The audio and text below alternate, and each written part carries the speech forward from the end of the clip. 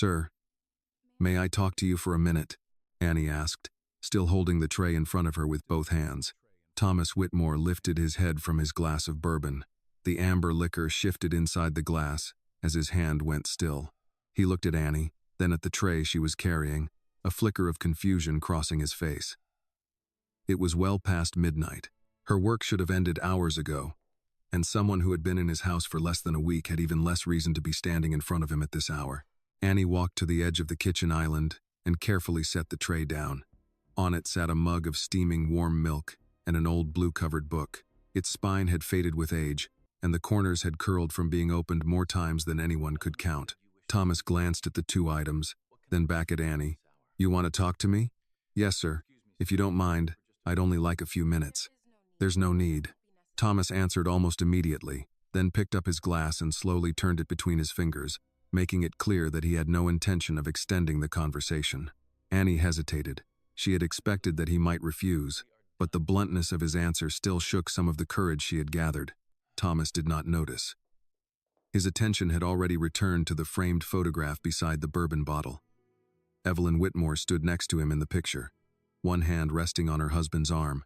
The Thomas in that photograph, taken years earlier, was smiling in a way Annie had never seen since entering this house. It took Thomas a moment to realize that Annie still had not left. "Is there something else?" "No, sir." "Then go get some rest.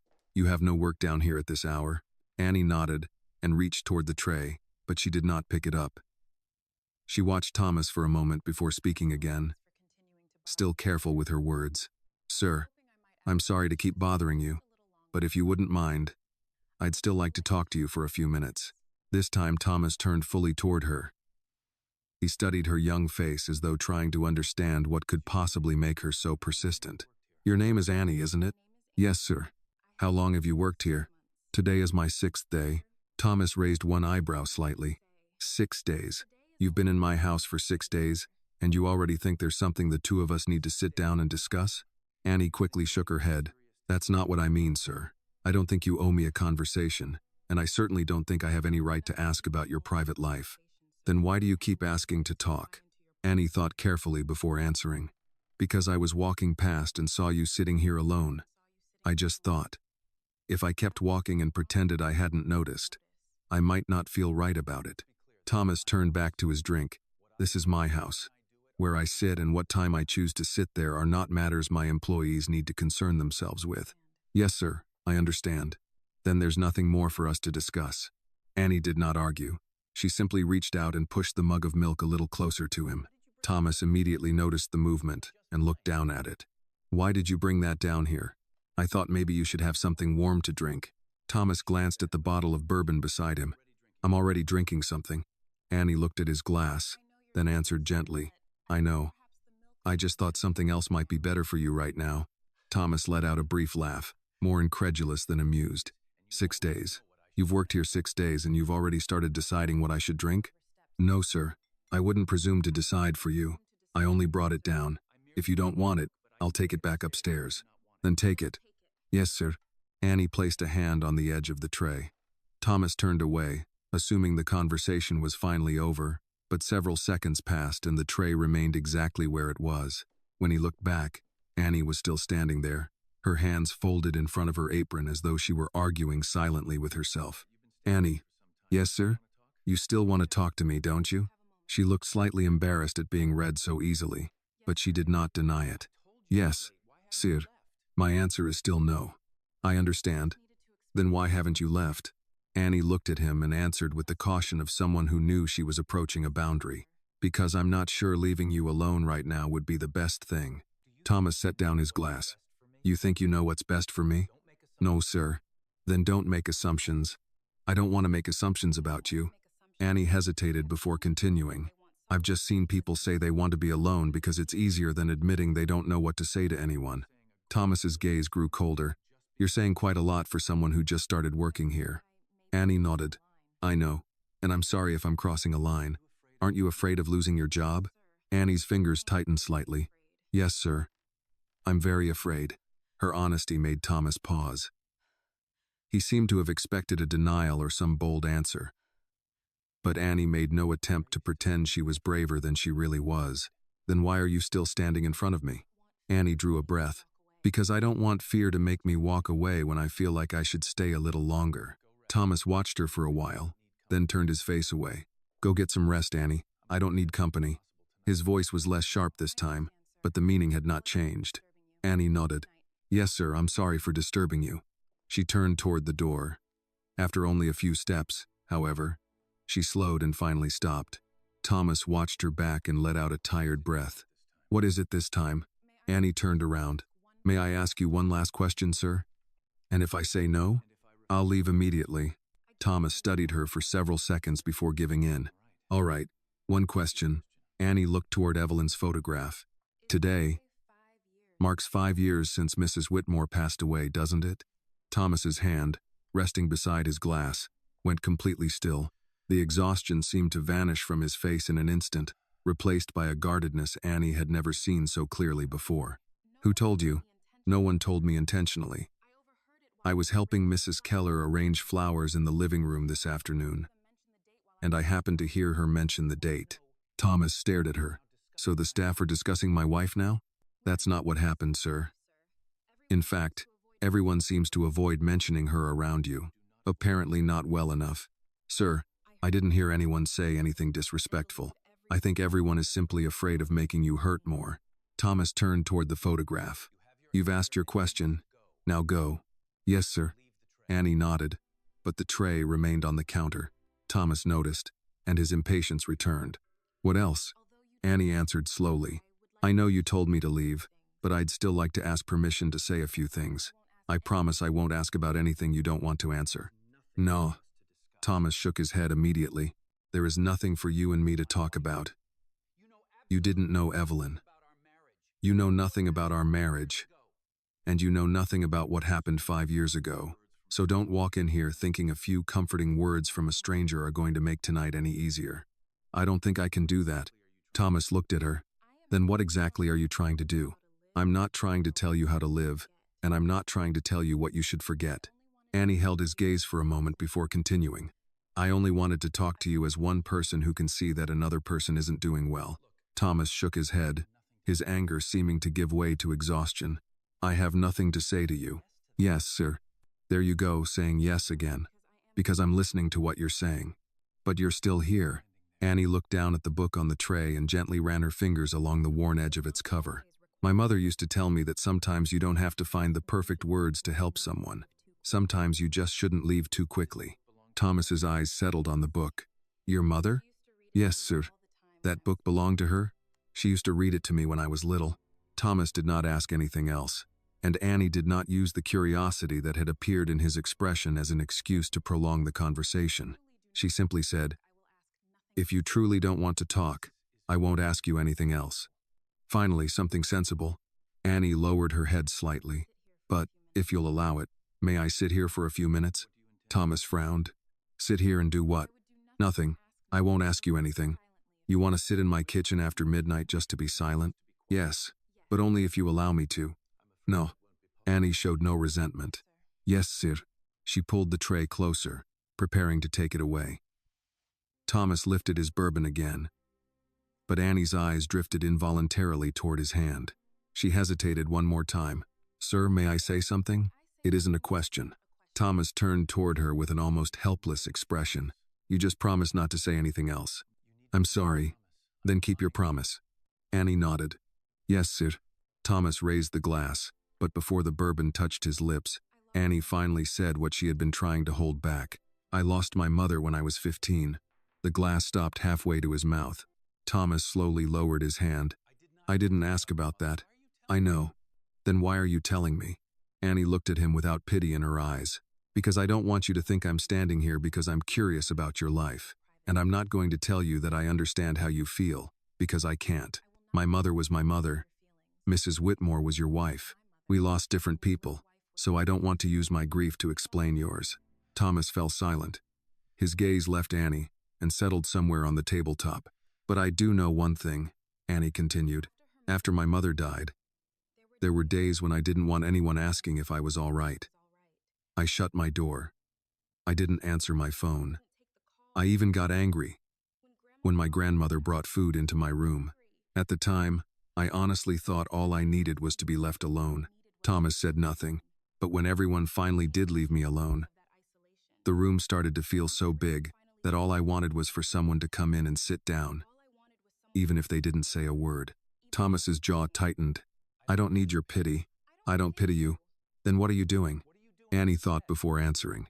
I just don't want to see someone hurting this much and convince myself that turning away is the right thing to do. Thomas immediately looked straight at her. What did you see? Annie recognized the shame beneath the question and answered carefully. I saw you sitting here for a long time. That's all? Annie did not answer immediately. Thomas understood her silence. You heard me. Annie drew a quiet breath. You heard me crying, didn't you? She did not want to lie. Yes, sir. Thomas's face closed off immediately. He pushed his chair back and stood. Get out. Sir, I didn't mean. I don't want to talk to you anymore. Annie flinched at his tone, but she did not respond with defiance. I'm sorry. I didn't mean to embarrass you. Then leave. Yes, sir. Annie turned toward the door. She took several steps before stopping again, this time for longer. Thomas watched her, exhaustion so visible now that even his anger could no longer hold its shape. Annie, do you realize you're testing the limits of my patience? She turned back. Yes, sir, and I'm very sorry. Then what is left to say? Annie looked at him, then at Evelyn's photograph. I only wanted to say that if you truly want to be alone tonight, I'll respect that and leave right now. But if you're only pushing everyone away because you don't want anyone to see you hurting, I don't think those are exactly the same thing. Thomas stared at her for a long moment. You're 18, aren't you? Yes. And you think you understand things like this at 18? No, sir. I know I'm too young to understand a great many things. Annie did not avoid his question. I only know a very small part of it from what I've lived through. I would never pretend my experience is the same as yours. Then keep that small part to yourself. Yes, sir. Thomas sat down and reached toward his glass. Annie remained several steps away. After a while, he was the one who noticed again. You still haven't left. No, sir. Why? Annie answered slowly. Because I'm still not sure you truly want to be alone. Thomas frowned. I've told you to leave more times than I can count. I know. Then what's the difference? Annie was quiet for a moment. Maybe I'm wrong, but it feels as though you always send people away before they have a chance to ask whether you're all right.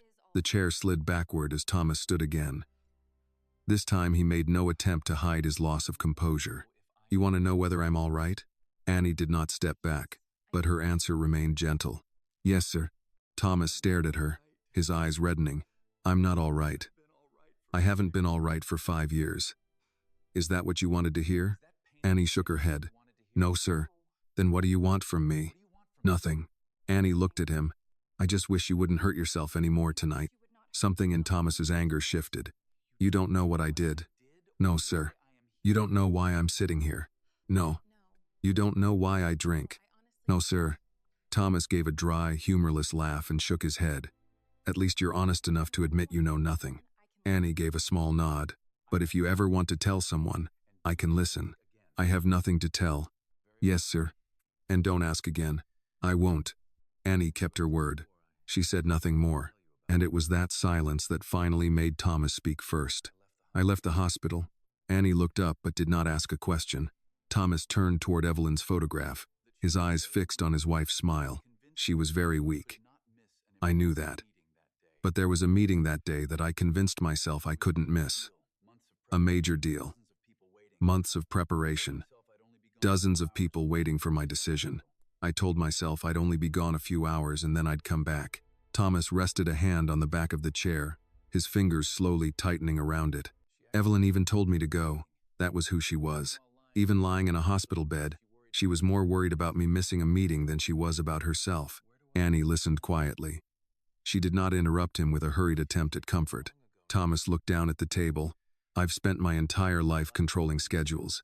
Meetings can be moved, flights can be changed, contracts can be delayed, shipments can arrive early if I'm willing to pay enough. I became accustomed to believing that time could always be rearranged. He paused. When he continued, his voice was heavier. But that night, I behaved as though tomorrow was guaranteed to wait for me.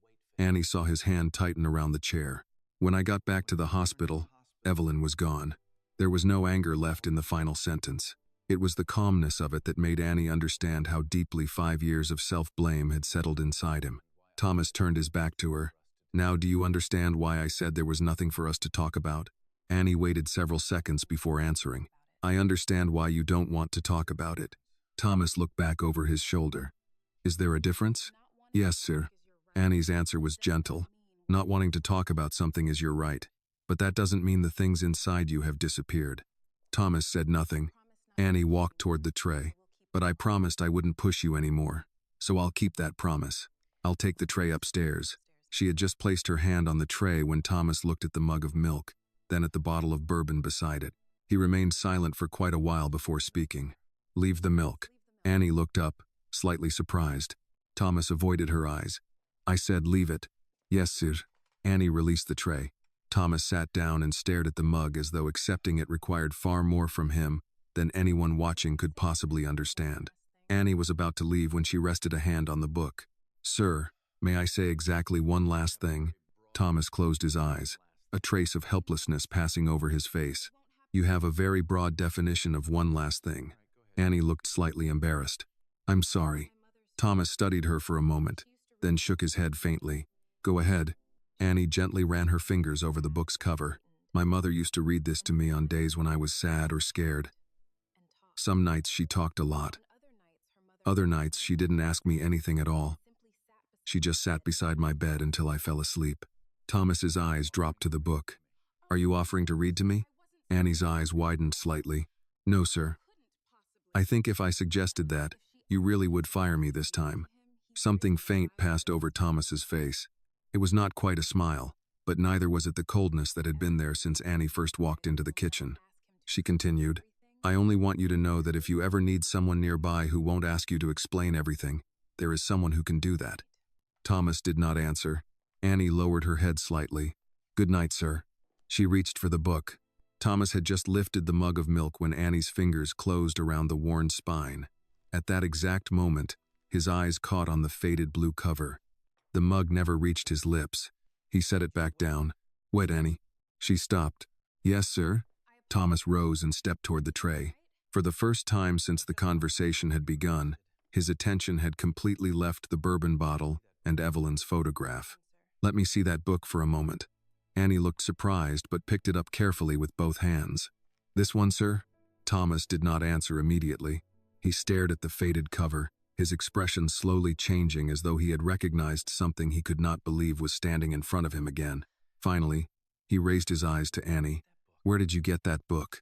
Thomas's question stopped Annie's hand just as it reached the edge of the tray. She had been about to pick up the book and carry it away with the glass of milk, but something in his expression made her stop. She lowered her eyes to the faded blue book.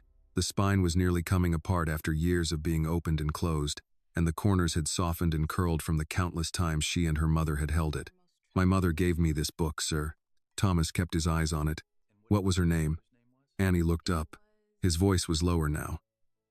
The impatience was gone, along with the faint edge of mockery he had shown earlier when he pushed the milk away and kept the bourbon close. Annie hesitated for a few seconds before answering. "Ruth Carter." The glass in Thomas's hand stopped halfway to his mouth. He did not take another drink. "Ruth Carter?" Annie frowned slightly.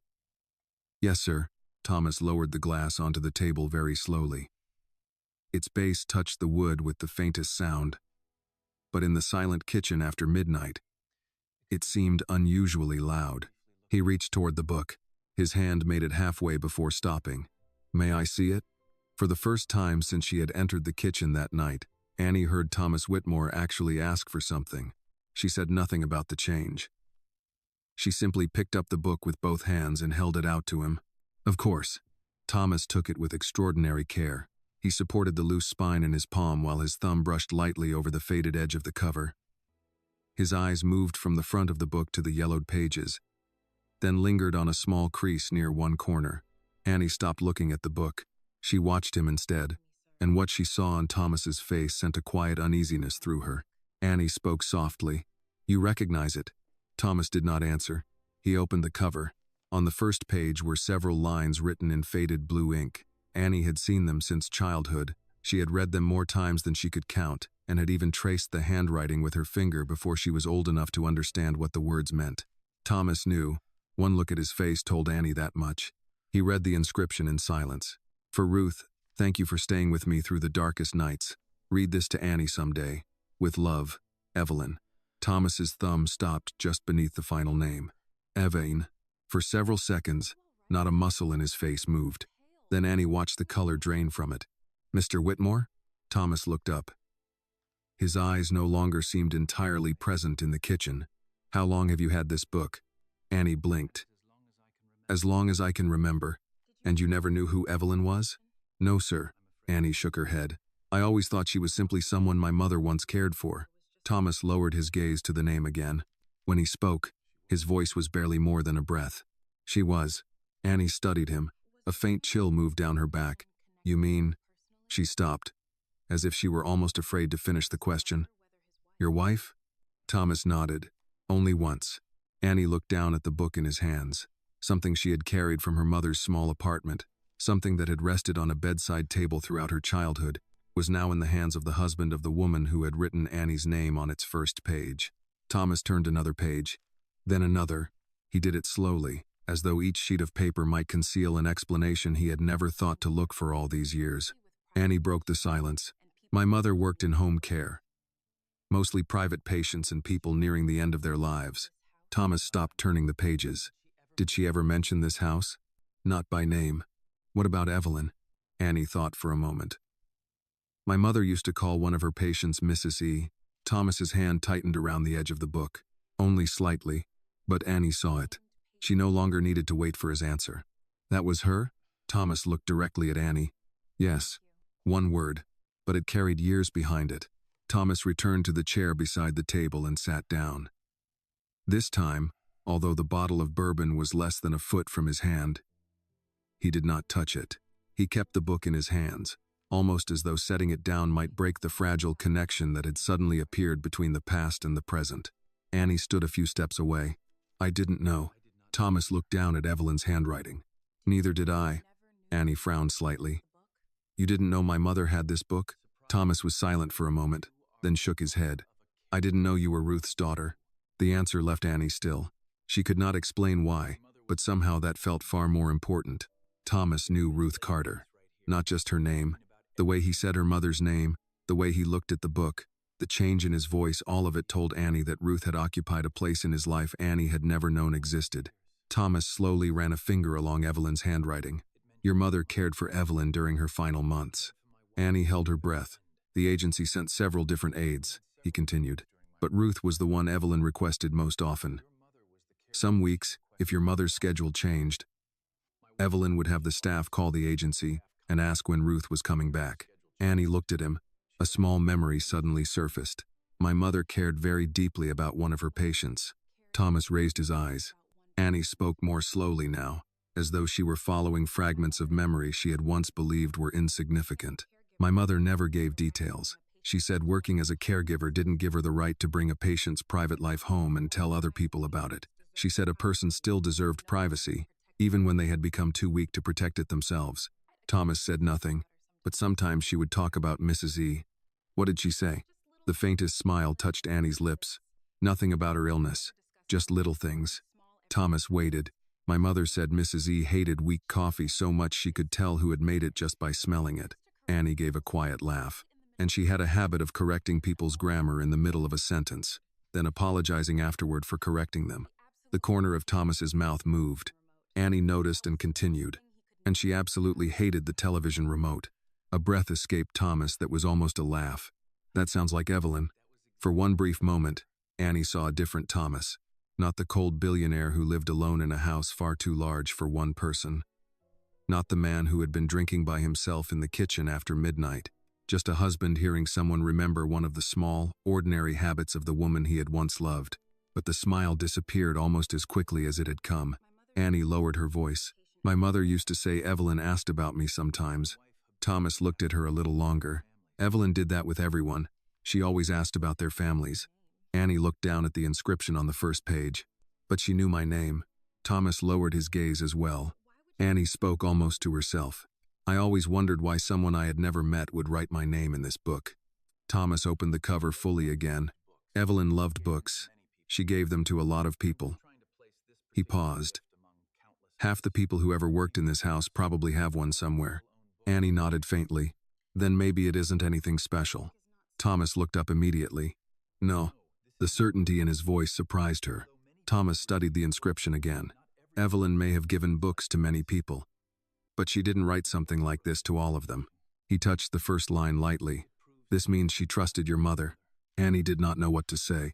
Thomas set the book on the table, but moved it aside so it would not touch the wet ring left by his bourbon glass. It was a small gesture, almost unconscious, but Annie noticed the care behind it. Ruth often stayed with Evelyn at night. Thomas's eyes shifted toward the photograph beside the bottle. Evelyn was smiling in the picture. Annie looked at him. My mother must have cared about her very much. Thomas did not answer immediately. When he finally spoke, his voice had gone rough.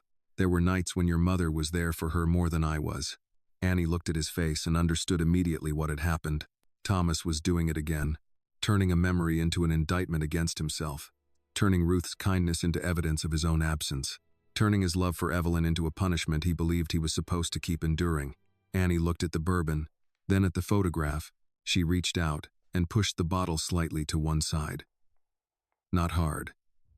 Not as though she meant to take it away from him, and not enough to make the gesture openly disrespectful. She simply created a little more space between the bourbon and Evelyn's photograph. Thomas looked at her hand. Annie said quietly, "You're doing it again." He looked up. Doing what? Turning everything you hear into another reason to hurt yourself. The air in the kitchen tightened immediately. Thomas's expression closed off. You've known me for 6 days, remember? I remember. And you've already started making judgments about my life? Annie did not step back. No, sir. Thomas watched her. I don't know your life. She paused. But I know what you're doing tonight. Thomas said nothing. His eyes moved to the bourbon, then to the glass of milk Annie had brought down. One was cold. The other had cooled slightly, but still held some warmth.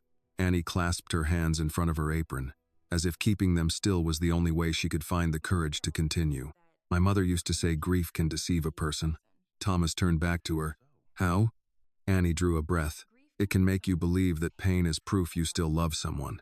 Thomas did not move. Like if one day you laugh, or sleep through the night, or eat a meal without thinking about the person you lost, you start feeling guilty. Like if you stop hurting, even for a few minutes, it somehow means you've stopped loving them. A long silence passed. Thomas finally asked, Your mother told you that? Yes. What did you tell her? Annie looked at him, and one corner of her mouth lifted slightly. I told her it sounded ridiculous. Thomas blinked. A laugh escaped him before he could stop it. It was brief, but it was real. Annie smiled too. I was much less polite at home. Thomas looked at her as though he were seeing, for the first time, the person behind the modest uniform. I'm beginning to suspect you're less polite everywhere than you pretend to be. Annie gave the slightest shrug. Only after midnight, sir. This time Thomas actually laughed. Not loudly, not for long, but long enough that, for one brief second, the kitchen no longer felt like a place where someone came to drink himself numb. Then Annie's smile slowly faded. She looked down at her hands. I lost my mother when I was 15. Thomas stopped smiling immediately. Annie kept her eyes lowered. I still miss her every day. Some days I can talk about her for hours without crying. Some days I can even laugh when I remember the ridiculous things she used to do. Her throat tightened, but Annie kept going. But there are other days when a certain smell can make me freeze in the middle of a store, or a song she used to listen to on the radio can ruin half my afternoon. Thomas watched her for a long time. Annie finally raised her head. Her eyes were bright with tears, but she did not cry. I used to feel guilty on the days I was happy. Thomas frowned slightly. Guilty? Yes. Sometimes I thought that if I could still laugh after my mother died, maybe that made me a bad daughter. Thomas did not take his eyes off her. Then I realized that if my mother were still here, she'd be furious with me for thinking that way. A quiet breath left Thomas. Annie looked toward Evelyn's photograph. I'm not saying you have to stop missing your wife. She chose each word carefully, and I don't think anyone has the right to tell you how long it should take you to get through something like this. Thomas followed her gaze. But missing someone, Annie said, and punishing yourself because they're gone. Those aren't the same thing. If Annie's words touched your heart, please like this video. Tell us in the comments where you are watching from, because someone near you may be watching this story too. And subscribe to the channel so you do not miss the next heartwarming story. Thomas's hand tightened slightly around the edge of the book. He did not argue, and that told Annie her words had reached the place they needed to reach. After a moment, Thomas gave a faint shake of his head. "You really don't know when to leave, do you?" Annie let out a breath that was almost a laugh. "I tried twice, and failed twice. You kept asking questions." Thomas looked at her. There was no anger in his eyes now, only a weariness so deep that, for a moment, Annie thought the man in front of her looked far older than he really was. She said nothing more. She knew there were times when a person needed to be left alone with what they had just heard. Annie reached for the tray. "I can go now." Thomas did not answer. She lifted the tray, but left the milk behind. And, of course, the book. Annie had just turned toward the doorway when Thomas's voice stopped her. "Annie." She paused, then looked back over her shoulder. Thomas was staring at the inscription on the first page. "Did your mother ever tell you why Evelyn gave her this particular book?" Annie thought for a moment. "No, sir." "Never?" She shook her head. Thomas touched the line. "Thank you for staying with me through the darkest nights." His expression grew solemn. "Then I think—" He stopped. Annie waited. Thomas stared at the handwriting of his dead wife. "There are things neither of us was ever told." Something Annie could not quite name passed through her. She wanted to ask what he was thinking. She wanted to ask which nights he meant. She wanted to ask why her mother had never mentioned the Whitmore family. But in the end, she asked nothing. "Good night, Mr. Whitmore." Thomas did not look up. "Good night, Annie." She walked out of the kitchen. Her footsteps faded down the hallway until they disappeared completely. Thomas remained alone. In front of him, his life seemed divided into two sides. On one side was Evelyn's photograph. On the other was the book that had belonged to Ruth Carter. Between them sat the bottle of bourbon he had used for years to blur his memories. Thomas looked at the bottle. His hand lifted, but instead of reaching for it, he pushed it farther away. Then he pulled the book closer. Thomas opened to the first page again. "For Ruth, thank you for staying with me through the darkest nights. Read this to Annie someday. With love, Evelyn." He read it slowly, one word at a time, until everything else seemed to disappear and only one phrase remained lodged in his mind.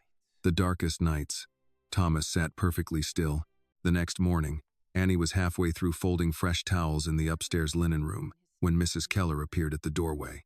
"Mr. Whitmore wants to see you in his study." Annie's hands stopped over the stack. "Did he say why?" "No." Mrs. Keller gave her a searching look. "Is there something I should know?" Annie shook her head. "I don't think so." That answer did little to settle her nerves. Less than 12 hours earlier, she had ignored Thomas Whitmore's order to leave his kitchen, questioned his drinking, spoken about his wife, and stayed beside him long after any sensible new employee would have disappeared upstairs. Now he wanted her in the one part of the house where staff entered only when summoned. She straightened her uniform, crossed the main hall, and knocked twice. "Come in." Thomas sat behind a broad walnut desk with several folders arranged in front of him. He wore a dark suit again. His face had returned to the controlled expression Annie had seen during her first days in the house. Although the untouched coffee beside his hand suggested he had not slept much. "Close the door, please." Annie did. Thomas gestured toward the chair opposite him. "Sit." She remained standing for another second. "Am I being fired?" His eyebrows lifted. "Why would you ask that?" "Because this feels like the kind of office people get fired in." For a moment, Thomas seemed unsure whether she was serious. Then one corner of his mouth moved. "Sit down, Annie." She did. Thomas folded his hands. "I want to ask you about your mother." Annie's anxiety eased, though only slightly. "All right. You said she worked in home health care." "Yes." "Through an agency?" "Most of the time. Sometimes she took private cases." "Do you remember which agency she worked for 5 years ago?" Annie thought about it. "Westchester Home Support, maybe." The name changed at some point. Thomas glanced at a note in front of him. It was Westchester Home Health Services. "That sounds right." He looked at her again. "Did Ruth ever mention working in Bedford?" "She mentioned Westchester. She never gave me addresses." "Did she talk about Evelyn?" "Not by name, but she talked about Mrs. E." Annie nodded. "Sometimes." "What did she say?" The question was simple, but Thomas's attention made Annie choose her words carefully. "She liked her." "How do you know?" "My mother could make it pretty obvious when she liked someone." Thomas waited. Annie continued. She would come home tired from most shifts. After seeing Mrs. E, she sometimes came home talking. About what? Ordinary things. Books, food, television. She said Mrs. E hated hospital coffee even when she wasn't in a hospital. She complained that people made soup without enough salt. Thomas looked down briefly. That sounds like Evelyn. She also liked asking questions. She did. My mother said Mrs. E could learn your whole life story before you realized you'd told it. A faint warmth crossed Thomas's face. That definitely sounds like her. Annie relaxed a little. She asked about you? Thomas said. Apparently. What did Ruth tell her? That I was stubborn. Thomas looked amused. I'm shocked. Annie ignored that. She told her I wanted to go into nursing someday. I think Mrs. E encouraged her to keep pushing me toward school. Thomas's expression shifted at the mention of Evelyn, encouraging a future she would never see. Did Ruth ever say anything about me? Annie hesitated. Thomas noticed. She did. Not much. What did she say? Sir, I don't know if this is something you want to hear. That usually means it's exactly what I need to hear. Annie rubbed her thumb against the side of her palm. She once said Mrs. E worried about you. Thomas's face changed. In what way? She thought you were carrying too much. That could mean anything. I know. What else? Annie considered stopping there, but he had asked. My mother said sometimes people who love us get scared too. Thomas's eyes hardened. Annie wished she could soften the sentence without changing it. She wasn't criticizing you. You don't know that. No, but that's enough. The warmth in his voice vanished so quickly that Annie sat straighter. Thomas gathered one of the folders, though there was no reason to move it. I shouldn't have asked. You asked because you wanted to understand. I said that's enough. Annie pressed her lips together. A few seconds passed before Thomas spoke again. You can go back to work. She stood. At the door. She stopped but did not turn around. For what it's worth, sir. My mother never spoke badly about Mrs. E. Or about you. Thomas said nothing. Annie opened the door and left. By late morning, Thomas had requested every archived document connected to Evelyn's home care. Agency invoices, shift schedules, caregiver notes, billing records, and household access logs. His executive assistant in Manhattan handled the request without comment, but a records search involving Evelyn Whitmore was unusual enough that word traveled upward. Just after lunch, Thomas's phone rang. Charles Whitmore. Thomas considered letting it go to voicemail, then answered. What is it? I could ask you the same thing, Charles said. Why are you digging through Evelyn's old care records? Thomas looked at the folder on his desk. I'm looking for someone. Who? Ruth Carter. Nothing came through the line for a beat. Then Charles said, that name sounds familiar. She was one of Evelyn's aides. And? Her daughter works at the house now. Charles's response came too quickly. That's a strange coincidence. Thomas heard something in the wording but could not identify it. Apparently. What exactly are you hoping to find? I don't know yet. Charles lowered his voice. Thomas, you've spent 5 years trying to get through that period. I'm not sure dragging old records into the daylight helps anyone. I didn't ask whether it would help. No, you rarely do when you've made up your mind. Thomas's patience thinned. If you know something about Ruth Carter, say it. I know nothing worth discussing. Thomas looked toward the window. Charles added, some parts of life are better left where they ended. I'll decide that for myself. He ended the call. That evening, Thomas passed the front parlor on his way upstairs. His hand touched the piano lid before he had time to reconsider. He opened it, pressed one key, and listened to the note fade through the house. Then he closed the lid and continued upstairs.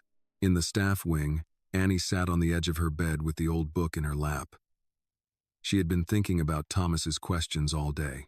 She turned the book over, running her fingertips along the cracked binding, and noticed a thin edge of paper caught beneath the inside of the back cover. She worked it free carefully. A yellowed envelope slipped into her hand. Annie frowned. She had carried the book for years and had never seen it. There was no stamp, no address. Only 2 words written across the front in faded handwriting. For Thomas.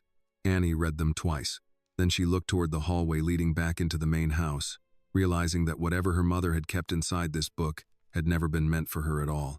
Annie found Thomas in the study shortly after 7 the next morning.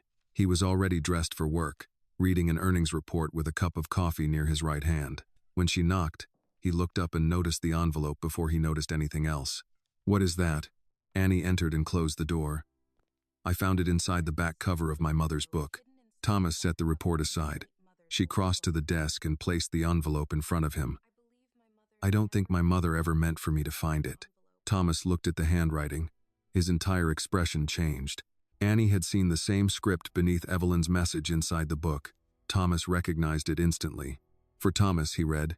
His hand moved toward the envelope, but stopped before touching it. Annie waited. Thomas eventually asked, "Was it sealed?" "Yes." "And you didn't open it?" "It has your name on it." He gave her a brief look. "A lot of people would have. My mother taught me not to read someone else's mail." Thomas almost smiled, but his attention returned to the envelope. "Leave it here." Annie blinked. "You're not going to open it?" "No." "Sir." "Annie." The warning in his voice was enough. She nodded. "All right." Thomas picked up the earnings report again. Making it clear the conversation was over, Annie turned toward the door, then paused. "Whatever is inside it has already waited a long time." Thomas did not look up. "I said leave it." She left. The envelope remained on his desk all day. Thomas took 3 conference calls, reviewed a quarterly projection, and rejected a proposed acquisition before lunch. He moved through every meeting with the same discipline his executives expected, but whenever he reached for a document, Evelyn's handwriting appeared at the edge of his vision. By evening, the letter was still unopened. Thomas carried it home rather than leaving it at the office. He placed it on the kitchen table beside his phone, poured a small amount of bourbon, then stood there without drinking. The next morning, Annie found the glass untouched. She said nothing. Thomas said nothing. That afternoon, the envelope returned to his study. Another day passed. Near dinner, Annie entered with fresh coffee and saw the letter in exactly the same place. She set the cup down and prepared to leave. Thomas spoke before she reached the door. "You're thinking something." Annie turned. "I'm working." That wasn't an answer. "You told me not to ask about the letter." "I did, so I'm not asking." Thomas studied her. "But you're thinking." "I'm always thinking, sir." "That explains a great deal." A hint of humor passed between them, but Annie did not use it to push farther. Thomas tapped one finger beside the envelope. "You think I'm afraid to read it?" Annie chose her words carefully. "I think there must be a reason you've carried it around for 2 days without opening it. That reason is none of your concern." "I know." He exhaled and looked toward the window. "You say that often, because you remind me often." Thomas nearly smiled again. Annie adjusted the coffee cup on the coaster. "Can I say one thing?" "You usually do." She ignored the remark. "Maybe you've spent 5 years punishing yourself for something Mrs. Whitmore already forgave." The humor left his face. "You're very young, Annie." "Yes, sir. There are things about marriage, illness, and regret that you can't understand yet." "Probably." The simple agreement caught him off guard. Annie continued. "But I understand missing my mother. I understand replaying things I wish I had done differently. Sometimes people don't need the exact same loss to recognize what guilt looks like." Thomas's gaze dropped to the envelope. Annie did not wait for an answer. "Good night, Mr. Whitmore." After she left, Thomas remained behind the desk until the light outside disappeared. At 10:30, he finally picked up the envelope. The paper made a soft tearing sound beneath his thumb. Inside was a single folded sheet. Thomas recognized Evelyn's handwriting before he read the first word. "Thomas, if this reaches you, I hope you read it when you are ready rather than when everyone else thinks you should be." His jaw tightened. He continued, "I know you blame yourself for leaving that night. I also know why you left. You were frightened, exhausted, and trying to hold together a company, a marriage, and a life that had stopped following any plan we ever made." Thomas lowered the page. For 5 years, he had built his grief around one conviction. Evelyn had needed him, and he had chosen work. He forced himself to continue. "I was not alone. Ruth stayed with me. She talked when I wanted conversation and sat nearby when I didn't. She made terrible coffee and claimed it was the machine's fault. She reminded me that being cared for and being helpless are not the same thing." A broken laugh escaped Thomas before he could stop it.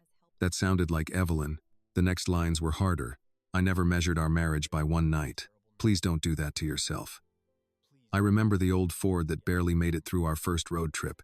I remember the Thanksgiving when the oven quit and we ate grocery store chicken from paper plates. I remember you spilling coffee on me before our first real date and trying to clean it with a napkin until you made it worse. Thomas pressed his fingers against his mouth. The memories did not arrive as accusations.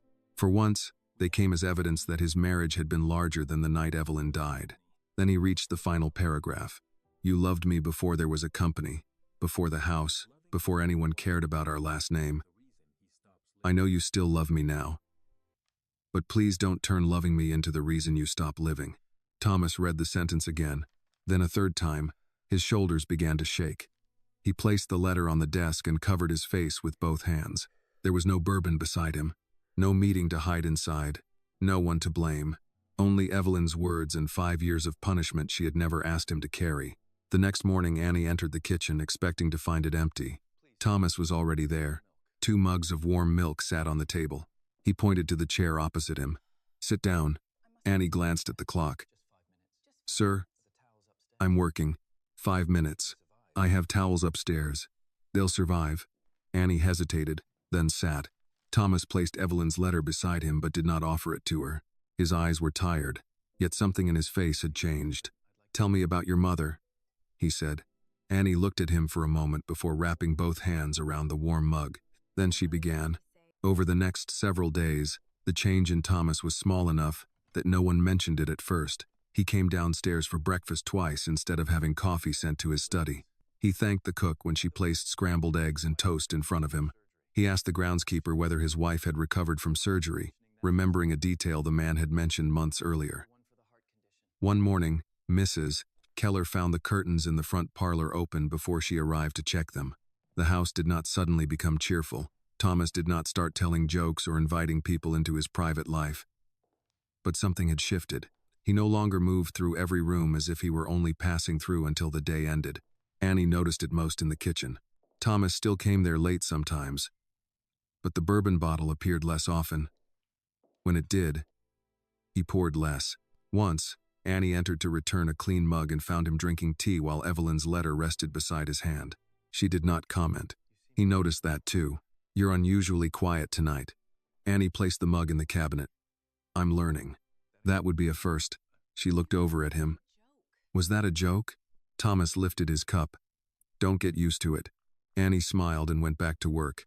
A few evenings later, Thomas passed the staff sitting room on his way upstairs and noticed Annie at the small table near the window. She had several index cards spread in front of her, along with an anatomy workbook, a yellow legal pad, and a community college application. He stopped at the doorway. What are you studying? Annie looked up. Basic anatomy. For work? No, sir. Thomas stepped closer. Then why? I'm applying to school. He glanced at the application. Nursing? She nodded. That's the plan. I thought you were working here full-time. I am, and studying at night. For now. Thomas pulled out the chair across from her, but he did not sit until she gave him a questioning look. May I? Annie almost laughed at the reversal.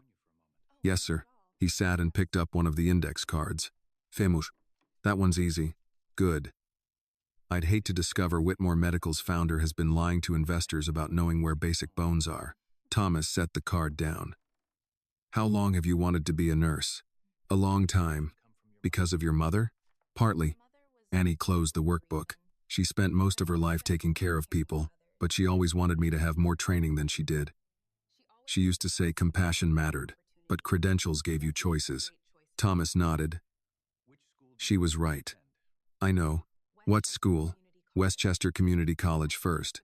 If I get through the prerequisites, I'll apply to the nursing program. If? Annie looked at him. Applications cost money. Books cost money. Tuition costs money. I'm trying not to pretend those things disappear because I want something badly enough.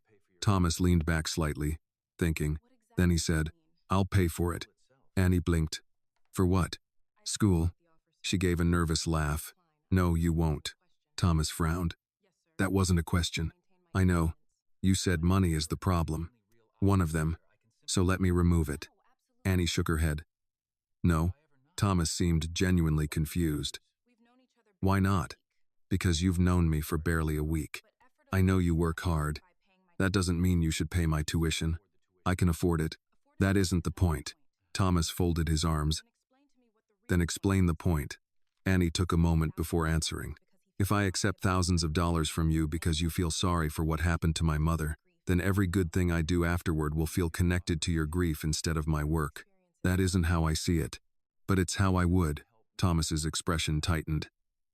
You think accepting help makes your work less valuable? No. I think accepting the wrong kind of help can make you forget what you were trying to build for yourself. He looked at the application again. Annie continued. I appreciate the offer. I really do. But I don't want my future handed to me, because you feel sorry for my past. The sentence landed harder than she intended. Thomas looked toward the hallway, then back at her. I wasn't trying to insult you. I know. I was trying to help. I know that too. Then you could make this much easier by saying yes. Annie smiled. You're not used to people saying no to you? Are you? Thomas considered that. No. That might be good for you. He almost objected, then gave a quiet laugh. You really are getting comfortable here. Only academically. Thomas tapped one finger against her application. Fine. I won't pay your tuition. Thank you. Don't thank me for losing an argument. You didn't lose. You just didn't get your way. That sounds suspiciously similar. He picked up her application essay. May I at least read this? Annie narrowed her eyes. Are you going to rewrite it? I run a company. I know how to read a page without taking it over. That remains to be seen. Thomas read the first paragraph and pointed to one sentence. This is trying too hard. Annie leaned over. That is my favorite sentence. Then your favorite sentence is the problem. They argued over 3 lines for nearly 20 minutes. When Annie finally accepted one of his suggestions, Thomas looked more pleased than a man who had closed billion-dollar contracts. The following afternoon, Charles Whitmore arrived at the estate. Annie was carrying fresh coffee into the library when she found Thomas and Charles discussing an upcoming board meeting. She placed the tray on a side table. Anything else, Mr. Whitmore? No, thank you, Annie. Charles looked at her. His attention stayed on her a moment longer than courtesy required. New staff? Thomas nodded. Annie Carter. Charles's expression barely changed, but his hand stopped halfway toward his coffee. Carter? Annie noticed the pause. So did Thomas. Yes, Thomas said. Her mother was Ruth. Charles slowly lowered his hand. I say, the words were ordinary. The way he said them was not. Annie excused herself and left. But as the library door closed behind her, Thomas remained facing his brother, wondering why the name Ruth Carter had just made Charles Whitmore forget his coffee. Thomas waited until Annie's footsteps disappeared down the hallway, before turning back to Charles. You know that name. Charles picked up his coffee at last. I said it sounded familiar. That's not the same thing. Charles took a small sip, then placed the cup on its saucer. Thomas. Evelyn had nurses, aides, physicians, specialists. There were dozens of people around during those months. I'm not going to remember every one of them. He remembered Ruth. I remembered the surname. Thomas watched him. Why? Charles gave him the patient expression he often used during board meetings when he wanted a discussion to end. Because you've been asking questions about Evelyn's old care records, and now a young woman named Carter suddenly works in your house. It caught my attention. Her being here is a coincidence. Maybe. Thomas's expression hardened. What is that supposed to mean? It means wealthy men should be careful about coincidences. Charles's tone remained polite, which made the implication worse. Thomas put down the document he had been holding. Say what you actually came to say. I came to discuss Thursday's board meeting. You've spent the last 5 minutes discussing Annie. Because I walked into your library and found a household employee bringing you coffee while you spoke to her as if she were an old family friend. Thomas's jaw tightened. She brought coffee because that's part of her job. And the rest? What rest? Charles gestured toward the doorway. You know what I mean. No. I don't. Charles studied his brother. You're doing better. Everyone sees it. You're coming into the office earlier, leaving at a reasonable hour, answering calls you used to ignore. I'm glad. But if this girl has become part of that improvement, you need to remember there are boundaries. She has a name. Charles paused. Annie. I know her name. Then use it. A small line appeared between Charles's brows. You're taking this personally. You're making it personal. I'm trying to keep you from making a mistake. Thomas gave a humorless smile. I've survived 50 years without you managing my household relationships. Not the last 5 particularly well. The words landed between them. Charles seemed to regret them almost immediately. Thomas's face closed. That was unnecessary. Yes, Charles said. It was. He stood and buttoned his jacket. I'm not your enemy, Thomas. But grief changes judgment. You should know that better than anyone. Thomas did not answer. Charles picked up his briefcase. Just be careful. With Annie? With anyone who enters your life when you're vulnerable. Thomas's voice cooled. We're done. Charles left the library without another word. Annie saw him again 40 minutes later near the rear staircase.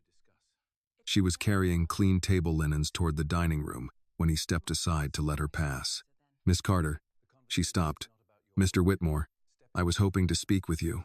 Annie adjusted the folded linens in her arms. About what? About my brother. Her posture changed slightly. If there's a problem with my work, Mrs. Keller supervises me. This isn't about your work. That made her more cautious. Charles indicated the small morning room nearby. A minute. Annie entered but remained near the doorway. Charles did not sit. You seem to have developed an unusual amount of access to Thomas very quickly. I work in his house. You know what I mean. I'm not sure I do. Charles gave her a thin smile. You're intelligent. Let's not pretend otherwise. Annie said nothing. My brother has had a difficult few years. He can be more vulnerable than he appears. I'm aware he's grieving. Then you understand why certain attachments can become complicated.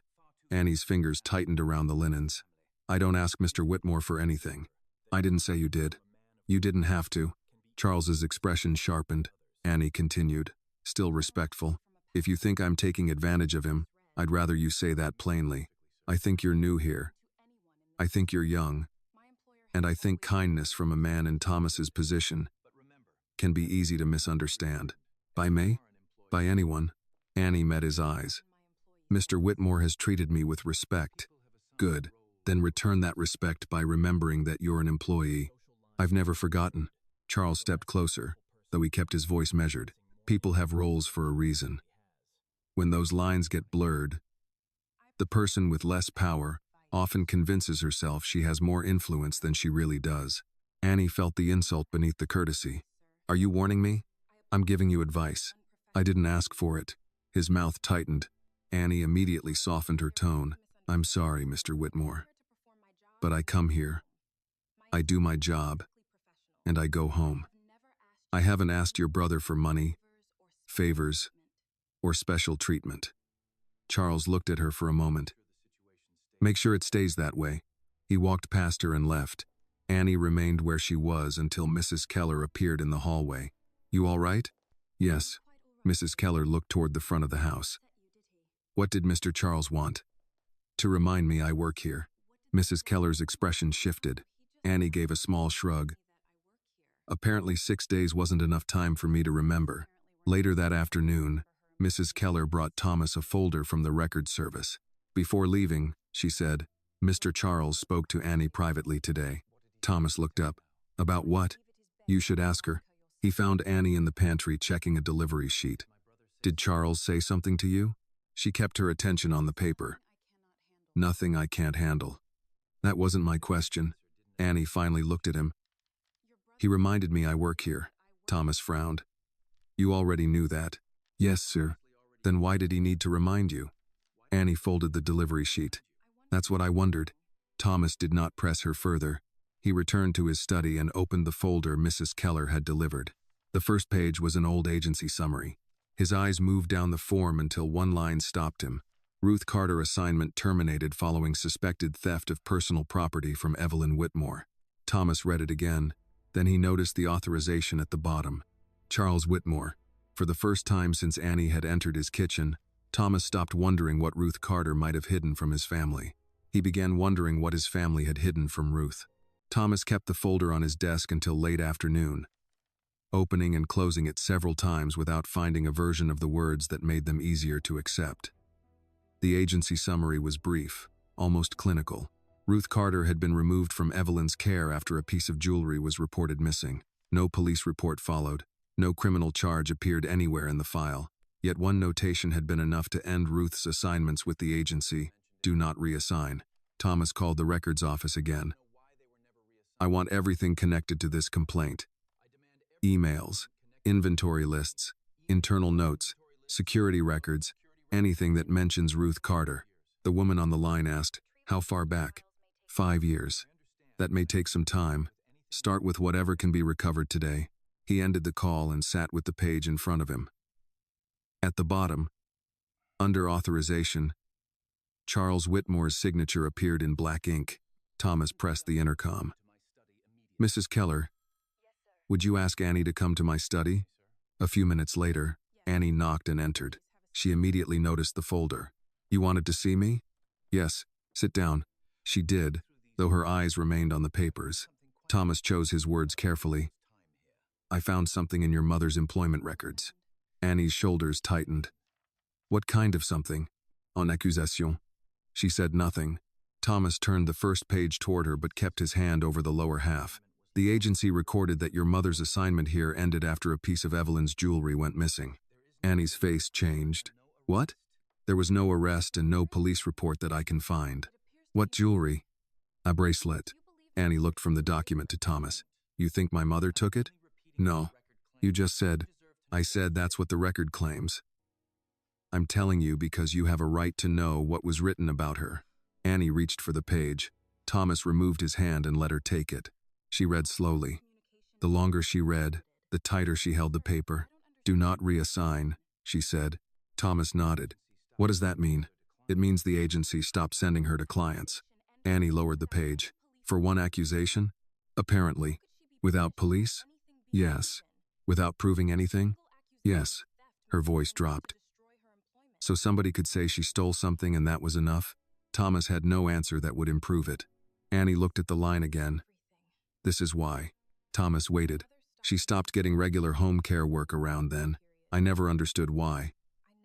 Annie pressed her lips together before continuing. She started picking up cleaning shifts, overnight care, whatever she could find. Some weeks she worked for different people every day. Thomas felt the meaning settle. She never told you? She said work was changing. Annie looked down at her hands. I thought she was protecting me from money problems. Maybe she was protecting me from this.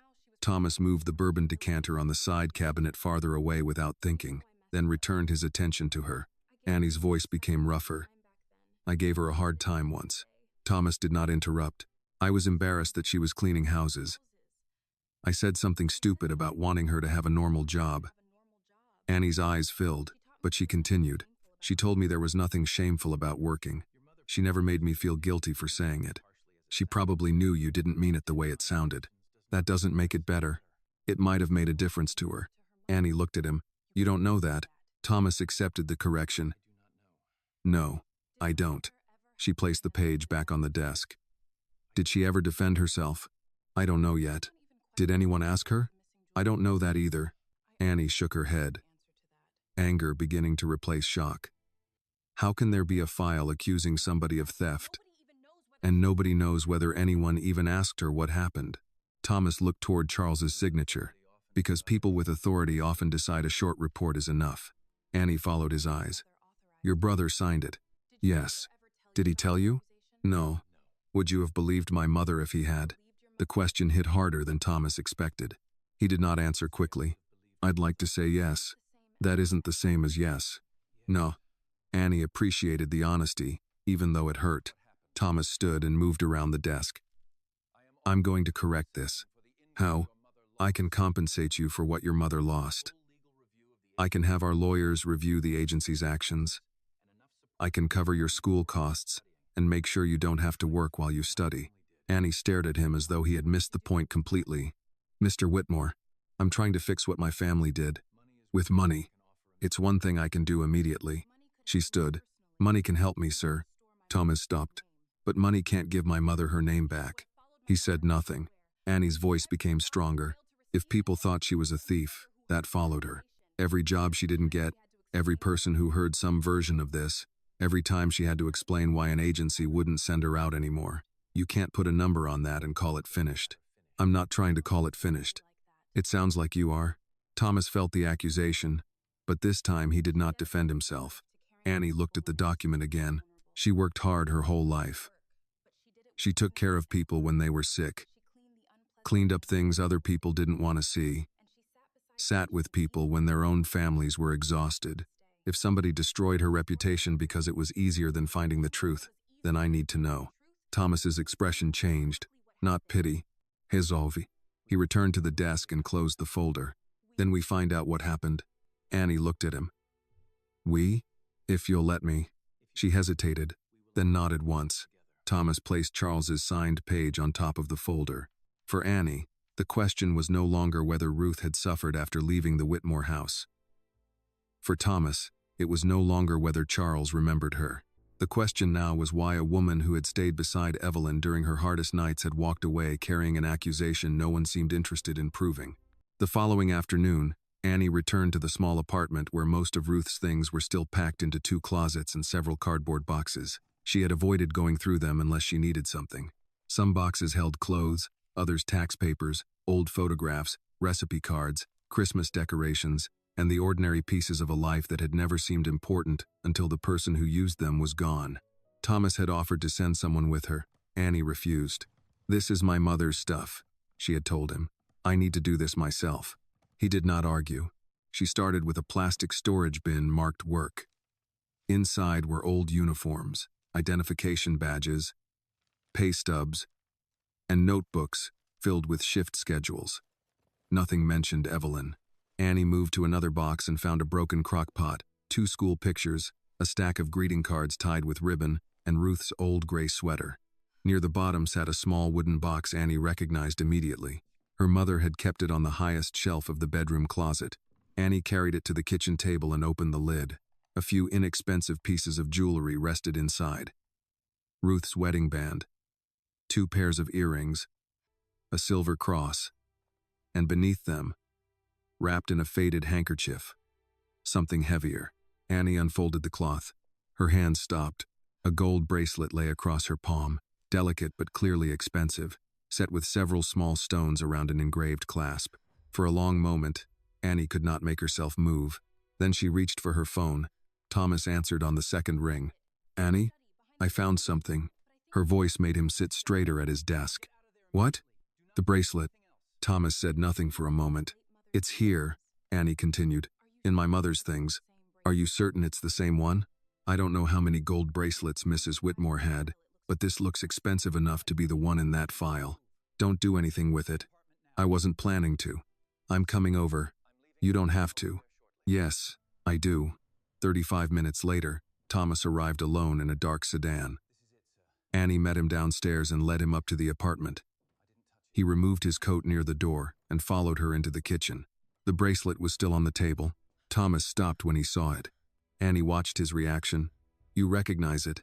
"Yes." Her face fell. Thomas approached and picked up the bracelet carefully. Evelyn wore this often. Annie turned away, pressing both hands against the edge of the counter. "Then maybe the file was right." "Don't decide that yet. It was in my mother's box. That tells us she had it. It doesn't tell us why." Annie gave a bitter laugh. "Isn't that what everyone says when they don't want to believe something?" Thomas placed the bracelet down. "Sometimes. It can also be the truth." Annie shook her head. "She never told me about this. Not once. She may have had a reason, or she may have taken it."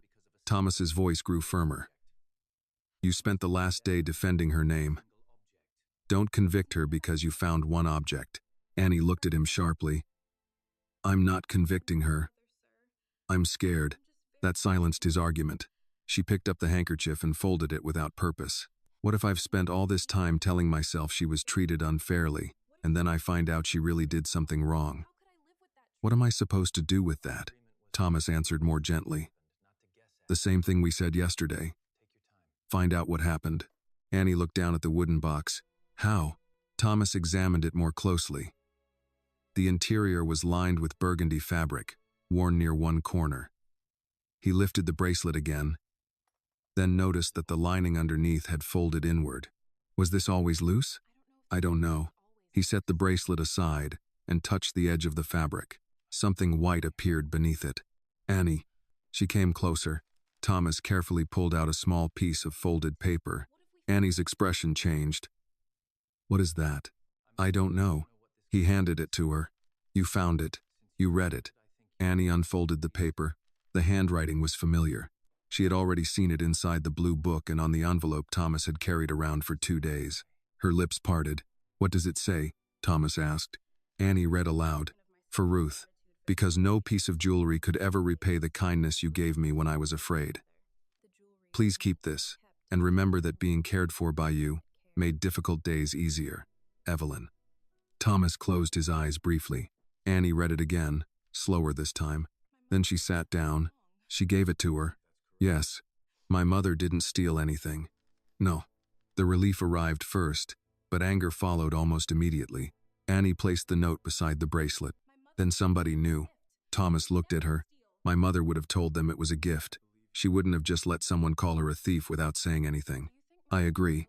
And if she showed them this? We don't know whether she did. But your brother signed that report. Yes. Annie stood again. He had power. My mother didn't. That's why this was easy. Thomas did not interrupt. She had no lawyer. No family name that made people nervous. She was a black home. Health aide. Working for wealthy people. And someone decides a bracelet is missing. Who do you think everyone believes? Thomas lowered his eyes. Annie's voice tightened. He knew she couldn't fight your family. The word "you're" carried more force than the rest. Thomas accepted it.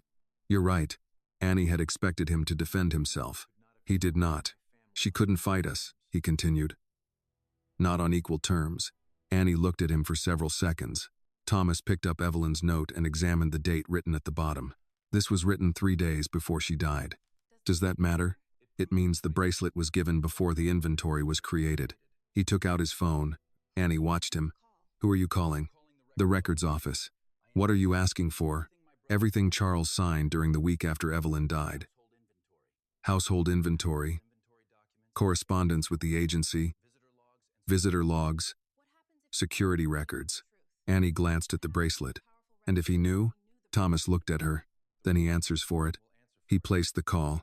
By the time Thomas left the apartment, the bracelet no longer represented a question about Ruth Carter's honesty. It represented something much harder to excuse. Evelyn had given Ruth a gift. Ruth had kept the proof, and someone with far more power had still allowed suspicion to follow her out the door. Now Thomas intended to find out whether that person had made a mistake or a choice. By the next afternoon, Thomas had enough documents to stop calling what happened to Ruth Carter an administrative mistake. The records office sent him scanned copies of household inventories, agency correspondence, visitor logs, and several internal emails from the week after Evelyn's death. He printed everything and covered one side of his desk with pages arranged by date. The bracelet appeared first on an inventory prepared the morning after Evelyn died. It was listed among several pieces of jewelry expected to be in her dressing room. Beside it, someone had written, "Not located." 2 days later, Ruth Carter returned to the Whitmore estate. Thomas found her name in the security log. R. Carter, 2:14 p.m. Met with C. Whitmore, 18 minutes. Departed 2:32 p.m. Thomas read the entry 3 times. There was no record that Ruth had asked to see him because, according to the old notes, Thomas had been away from the estate dealing with funeral arrangements and company matters. But another document showed that Ruth had brought something with her. A security note read, "Former caregiver, carrying personal envelope and small jewelry box." Thomas's jaw tightened. The envelope, the book Annie had carried into his kitchen, had hidden Evelyn's letter for 5 years. Ruth had tried to deliver it. Charles had met her instead. Thomas picked up his phone and called his brother. "Come to my office." Charles answered, "I'm in Manhattan. Suwangi. I have a meeting in 20 minutes. Cancel it." There was a pause.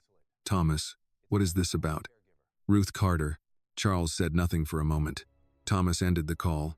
40 minutes later, Charles entered the executive office on the 43rd floor of Whitmore Medical Technologies. Thomas had cleared his schedule.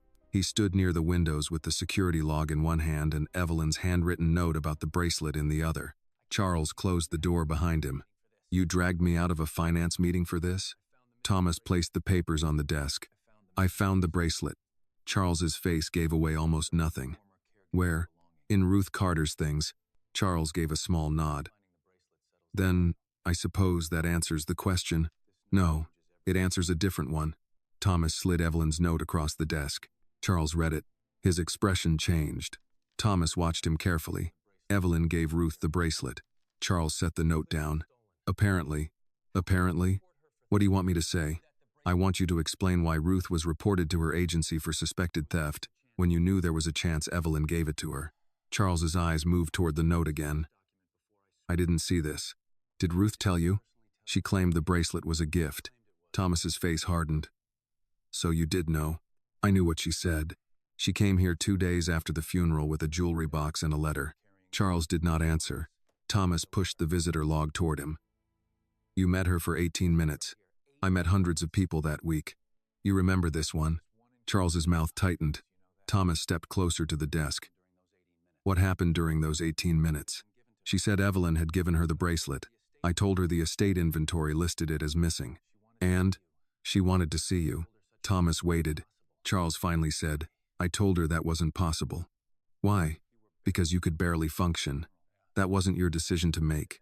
Someone had to make decisions, you weren't making any. Thomas absorbed the insult without reacting to it. What was in the envelope? Charles looked away. Thomas's voice dropped. You knew it was from Evelyn. I assumed it was. You opened it? No. Then why didn't I get it? Charles walked toward the side table, but Thomas did not let the conversation move with him. Answer me. Charles turned. Because you were falling apart. That letter might have helped me, or it might have made you worse. You had no idea what it said. No, I didn't. Then what gave you the right to decide? Charles's restraint began to crack. Because while you were disappearing into grief, somebody had to keep everything else from collapsing. The company was unstable. Investors were nervous. Half the board expected you to resign. We had thousands of employees wondering whether Whitmore Medical was about to lose its founder. Thomas gave a short, bitter laugh. So you protected the company from my wife's last words. I protected you from making permanent decisions while you were in no condition to make them. Thomas pointed toward the paperwork. And Ruth? Charles's expression cooled again. Ruth was an employee. The sentence landed exactly as Thomas feared it would. She cared for Evelyn. She was paid to care for Evelyn. That doesn't erase what she did. I didn't say it did. You let her lose her career. Charles shook his head. Don't turn this into something it wasn't. A valuable bracelet was missing. Ruth had it. She admitted having it. There was no formal documentation transferring ownership. There was Evelyn's handwriting, which you found 5 years later. She told you Evelyn gave it to her. And I had a grieving household, an estate to settle, legal counsel telling us to document missing property, and a caregiver leaving with jewelry worth more than she made in a year. Thomas's expression sharpened. There it is. Charles frowned. There, what is? The part you've been dressing up as procedure. Don't do that. You looked at Ruth Carter and decided the simplest explanation was that she had taken something because she needed money. I decided we needed evidence. No, you decided she needed evidence. You never required the same standard from yourself. Charles's voice rose. You weren't there. Thomas answered immediately. Exactly. I wasn't there. You were. The two brothers faced each other across the desk. Thomas picked up Evelyn's letter from a separate folder and held it between them. Ruth tried to give me this. Charles's face changed for the first time in a way Thomas could not mistake. You knew she had a letter. Yes. And you stopped it. Yes. Thomas's hand tightened around the page. Why? Charles did not answer at first. Thomas waited. Finally, Charles said, because after Evelyn died, you wanted to walk away from everything. Thomas remembered the weeks after the funeral only as fragments. Meetings he barely followed. Papers he signed without reading. Mornings that felt no different from evenings. Charles continued. You told me you wanted out of the company. You said none of it mattered. So? So the company needed you. Thomas's eyes narrowed. Charles pointed toward Evelyn's letter. If that letter had told you to forgive yourself, move on, change your life, whatever else she might have written, I had no idea what you would do. Thomas looked at him as if seeing his brother differently for the first time. You kept me guilty because guilt kept me working. That's not what I said. It's exactly what you said. I kept the company alive. You kept me trapped. Charles's voice hardened. And what would you have preferred? That I let you throw away 25 years of work because you were grieving? Thomas placed Evelyn's letter down. Then he tapped the report carrying Ruth's name. And what did Ruth throw away?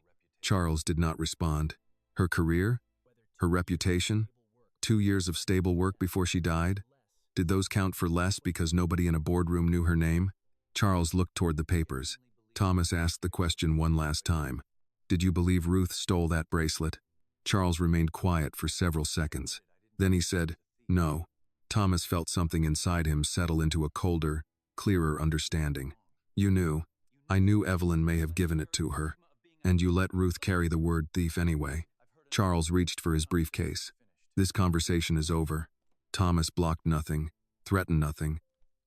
He simply watched his brother pick it up. No, Thomas said. It just started.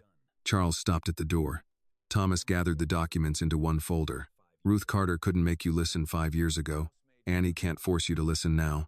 He closed the folder. But I can. Charles left without answering. Thomas remained at his desk, Evelyn's letter beside Ruth's agency report. 5 years earlier, Charles had decided that one woman's grief could be managed, and another woman's reputation could be sacrificed. Now Thomas understood that the same decision had damaged both families, and this time, he had no intention of letting it remain buried. Thomas returned to the estate later than usual, carrying the folder from his confrontation with Charles. He had spent the drive from Manhattan thinking about Ruth's name on that agency report, the bracelet Evelyn had given her, and the letter Charles had withheld. By the time he entered the house, the dining room had already been cleared. Mrs. Keller met him near the staircase. Would you like me to ask the kitchen to prepare something? No. I'm not very hungry. She gave him the look of someone who had heard that answer too many times. There's chicken pot pie left from dinner. Thomas almost refused again, then changed his mind. I'll have that. In the dining room? He glanced toward the long hallway leading there. No, the kitchen is fine. When he entered, Annie was sitting at the smaller table near the pantry with a plate of the same pot pie, green beans, and mashed potatoes. Her anatomy workbook was open beside her, though she appeared more interested in the food than the page. She started to stand when she saw him. Don't. Annie paused. Sir? You're eating. So are you, apparently. Thomas set the folder on the counter. Mrs. Keller mentioned the pot pie. It's good. That sounded dangerously close to a recommendation. It is. You should take one before the cook decides the staff deserve the rest. Thomas served himself a portion and carried the plate toward the main kitchen table. After 2 steps, he stopped. Would you rather eat in the dining room? Annie looked behind her as though he might be speaking to someone else. With you? That was the idea. She lowered her fork. People are going to talk. They already do. That isn't comforting. Thomas gave a tired smile. I wasn't trying to comfort you. Annie considered the invitation, then picked up her plate and followed him. The dining room felt different with food that came from a casserole dish instead of plated courses. Thomas sat at the head of the table by habit. Annie stopped beside the chair opposite him, then noticed the chair immediately to Thomas's right. A framed photograph of Evelyn stood on the sideboard beyond it. Annie chose another seat. Thomas noticed. He said nothing. For a few minutes, they ate without discussing Charles or Ruth. Annie asked whether the mashed potatoes always had too much garlic. Thomas said Evelyn used to complain they never had enough. You talk about her differently now, Annie said. Thomas looked up. How? Before, whenever you said her name, it sounded like you were talking about the day she died. Now sometimes you talk about things she actually liked. He considered that. She hated formal dinners. Annie glanced around the dining room. In here? Especially in here. That seems inconvenient. It was. We built this place, and then she complained that the table made everyone sit too far apart. Annie smiled. She had a point. Thomas looked down the length of it. She usually did. He took another bite, then added, she preferred roadside diners. A billionaire's wife liked diners? She liked pancakes served by people who called everyone honey. That sounds reasonable. She also put too much sugar in coffee. There's no such thing. Thomas gave her a look. That's exactly what she used to say. For a moment, the memory seemed to make him lighter instead of smaller. Annie noticed and let the conversation continue there. My mother liked Motown, she said. Thomas looked interested. How much? Enough that Saturday cleaning usually turned into a concert. She could sing? No, that never stopped anyone. Definitely didn't stop her. Annie smiled at the thought. She'd sing while cooking, folding laundry, cleaning the stove. If I left the apartment without saying I loved her, she'd call me back even if I was already late. Thomas lowered his fork. Did that annoy you? Constantly. And now? I'd give almost anything to hear it again. Thomas nodded. He understood that kind of sentence, without explanation. The meal continued with less weight than either expected. By the time the plates were nearly empty, Annie had told him about Ruth's habit of saving grocery coupons in envelopes she always forgot to use, and Thomas had admitted Evelyn once made him spend an entire Sunday assembling a bookshelf because she refused to let him hire someone for a job that came with instructions. She said wealthy people get helpless if nobody makes them use a screwdriver. Annie laughed. I think I would have liked her. Thomas looked toward Evelyn's photograph. She would have liked you. He said it naturally, without grief swallowing the words afterward. Later, Annie returned to the staff sitting room with her nursing application. Thomas followed with coffee and stopped when he saw her working on the essay again. Any progress? Depends what you mean by progress. How many words? 812. That sounds like progress. 700 of them might be terrible. Thomas pulled out the chair across from her. Let me see. Annie slid the pages over. You are not turning it into an annual report. I've already been warned. He read the first page, crossed out one sentence, then handed it back. Annie frowned. I like that sentence. It sounds like someone applying for a grant wrote it. I am applying for school. You're also supposed to sound like yourself. She read it again. What would you write? Thomas reached for a pen, then stopped. No. What would you write? Annie looked at him, surprised. You just said it should sound like me. Exactly. She considered the paragraph, crossed out the sentence herself, and replaced it with something simpler. Thomas nodded. Better. That's irritating.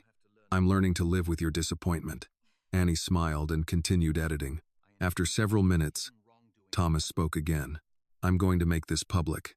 Her pen stopped. Ruth? Yes. And Charles? Yes. Annie studied him. What does that mean? It means an independent review, a formal correction, and a public apology. Her agency record needs to be restored. That could get ugly. I know. Your company could get dragged into it. I know. Shareholders, reporters, people asking what you knew and when you knew it. Thomas's expression changed slightly. Annie caught it. Even if it hurts the company? He looked at the folder he had brought home. His answer did not come as quickly this time. I said I'm going to make it right. That wasn't what I asked. Thomas looked at her. Annie did not push further. She lowered her eyes to the essay and picked up her pen again. But Thomas no longer heard the scratch of ink on paper as something ordinary. Her question had found the exact place where apology stopped being an idea and became a cost. For the first time since learning the truth about Ruth Carter, he understood that saying her name in private would be easy. The real test would be whether he was willing to say it when something he had spent half his life building might have to pay the price. The next morning, Thomas met with Whitmore Medical's general counsel and communications director in a conference room overlooking Midtown Manhattan. He placed Ruth's agency report, Evelyn's note about the bracelet, the visitor log, and the letter Charles had kept on the table between them. Neither executive spoke until Thomas finished explaining what he intended to do. I want an independent review, he said, not an internal memo written by people who report to me. Outside counsel, full access to the records, and a public correction if the evidence confirms what we already know. Margaret Sloan, the company's general counsel, removed her glasses. Thomas, I understand why you want that, but you need to understand what happens the moment this leaves this room. I do. I don't think you do. She tapped Ruth's report. This connects a member of the Whitmore family to an allegation against a black home health aide that appears unsupported. It raises employment issues, potential civil exposure, questions about discriminatory treatment, and questions about whether anyone at the company used corporate resources in connection with a private estate matter. Then those questions should be answered. The communications director, Daniel Price, leaned forward. And the press will ask what you knew. I didn't know. That will not be enough for everyone. Thomas looked at him. It shouldn't be. Margaret studied him for a moment. You're prepared for the company to take a hit? Thomas thought of Annie's question from the night before. Even if it hurts the company? Yes. Daniel opened a folder. Before you make anything public, let us finish the independent review.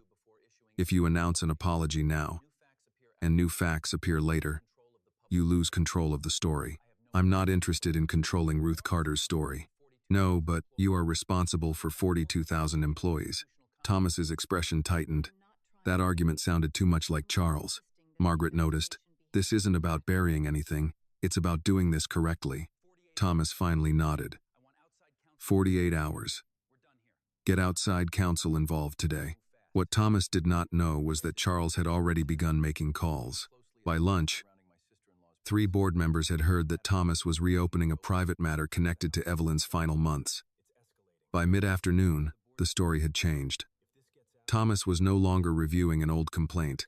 He was supposedly making corporate decisions because of a new household employee who had become unusually close to him. Charles chose his words carefully.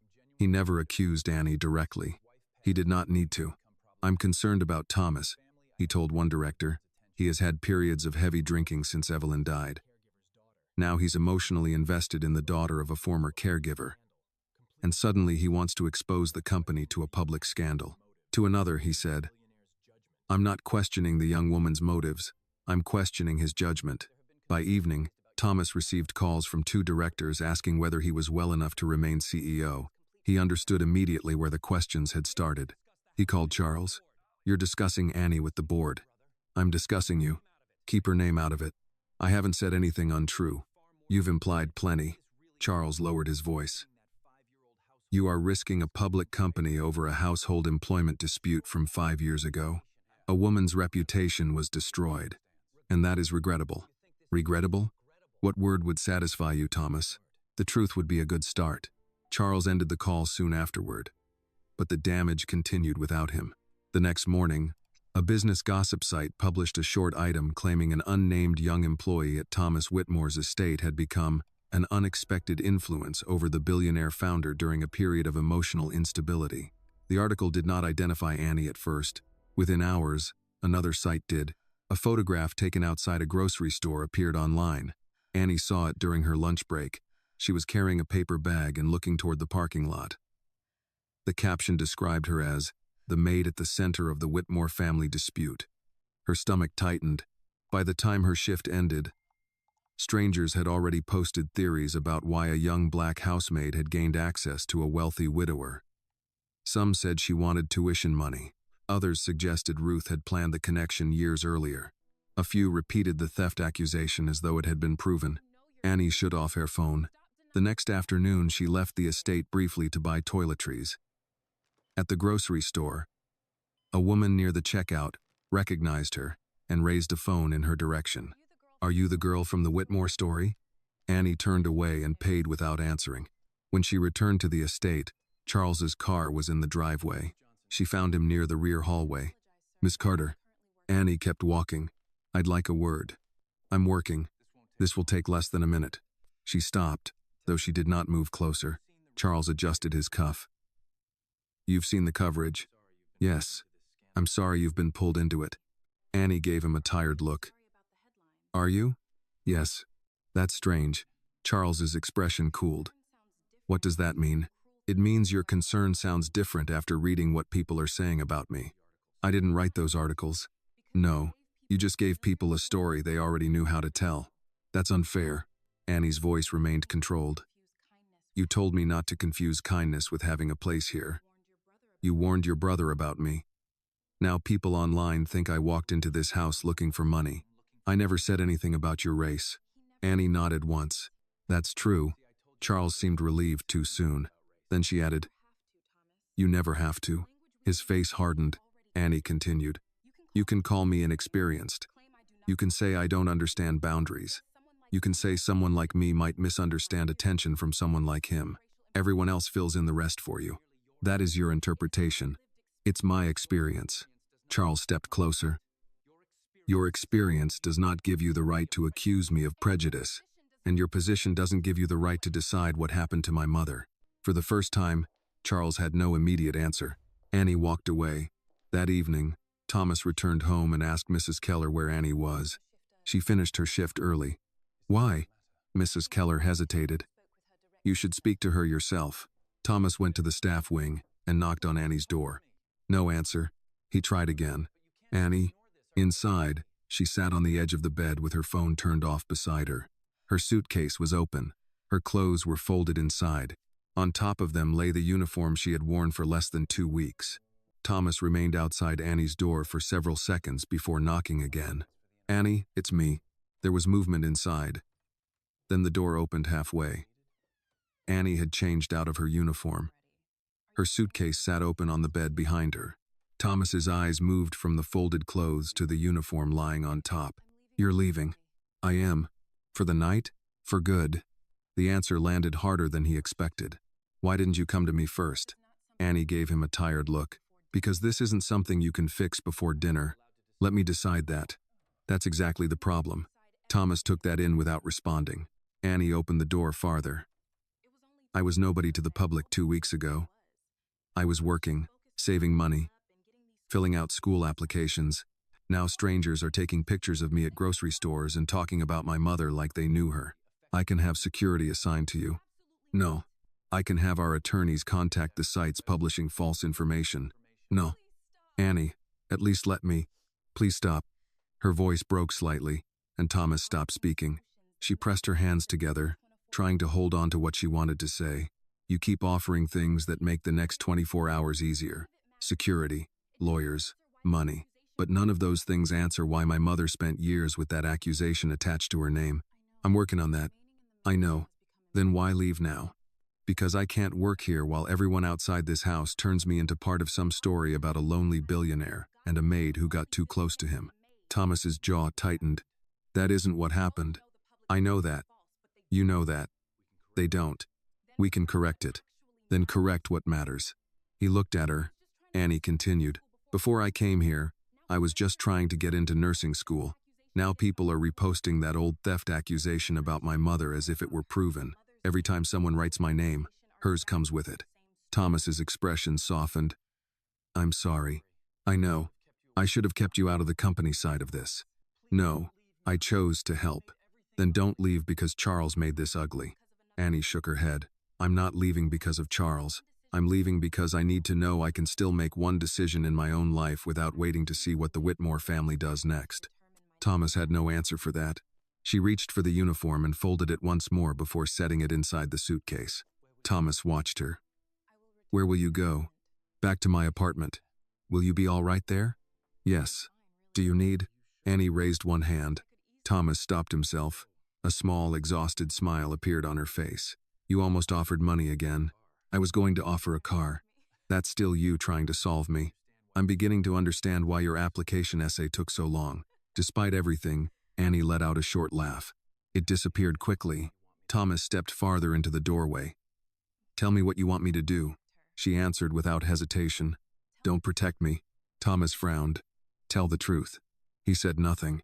Annie's eyes filled, but her voice stayed firm. "Don't send people after every article. Don't make this about whether I'm comfortable for the next week. Tell people what happened to my mother. Tell them Mrs. Whitmore gave her that bracelet. Tell them Charles knew there was a reason she had it. Tell them she tried to bring you that letter and never got the chance." Thomas looked toward the floor. Annie continued. "And if people ask where you were when all of that happened, tell them that too." He looked up again. "You want me to say I didn't know? I want you to say why you didn't know." That hurt more. Thomas's face tightened. "I was grieving." "I know. I was barely functioning." "I know that too." "Then what are you asking me to admit?" "That grief explains why you weren't paying attention. It doesn't change what happened while you weren't." Thomas turned away for a moment. For 5 years, he had treated his grief as both punishment and excuse. He hated Charles for exploiting it, but Annie was forcing him to confront something harder. Charles could only act without challenge because Thomas had stopped asking questions about anything beyond his own pain. When he faced her again, his voice was lower. "If I do this publicly, Evelyn's last months will be dragged through the press. My drinking will come up.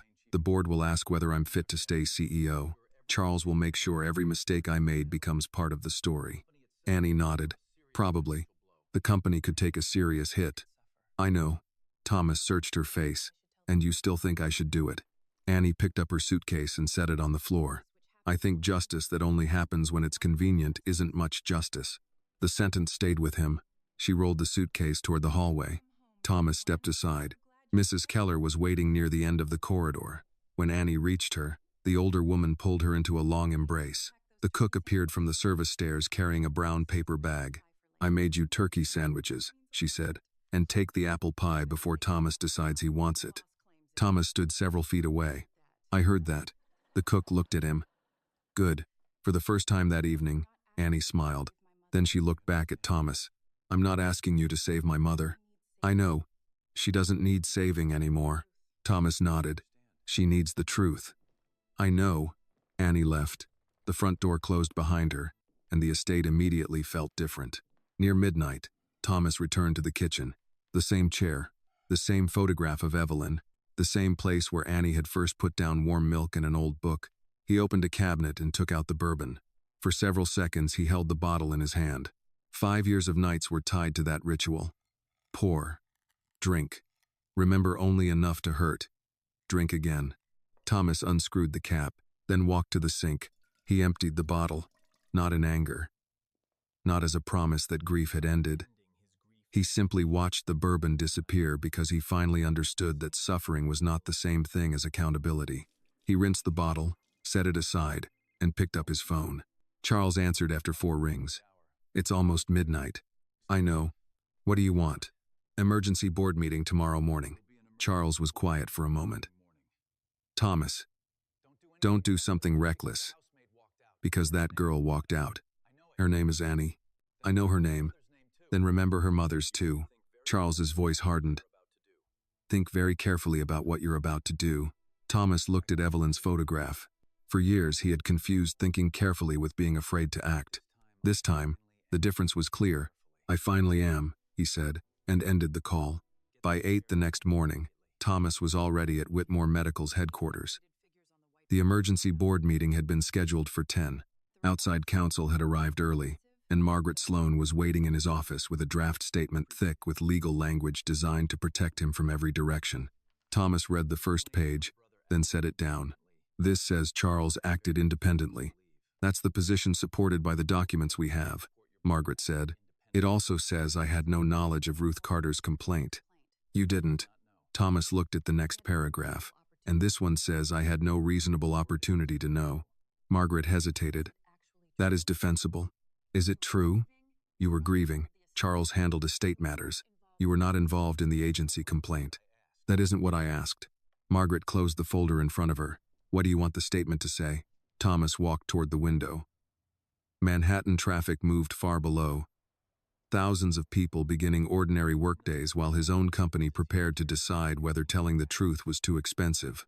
"I wanted to say I didn't know what happened to Ruth Carter because I never asked." Margaret's expression tightened. "That creates unnecessary exposure." "It creates accuracy." "Thomas, there is a difference between moral responsibility and legal responsibility." "I understand that." "Then don't confuse them in a public statement." He turned toward her. "For 5 years, everybody around me has used careful language to keep unpleasant facts at a distance. Ruth lost work. My brother kept Evelyn's letter. I drank myself numb and showed up to board meetings as if that counted as functioning. I'm finished hiding behind careful language." Margaret studied him for a moment. "The board may remove you today." "I know. And if the market reacts badly, people will say you damaged the company over something that happened in your private household." Thomas picked up the statement again. "Then they can say it." Across town, Annie sat near the window of a small coffee shop with a nursing application open on her laptop. She had slept poorly at her apartment and spent most of the morning trying to concentrate on an essay she already knew almost by heart. A dark sedan stopped outside. Charles Whitmore entered 5 minutes later.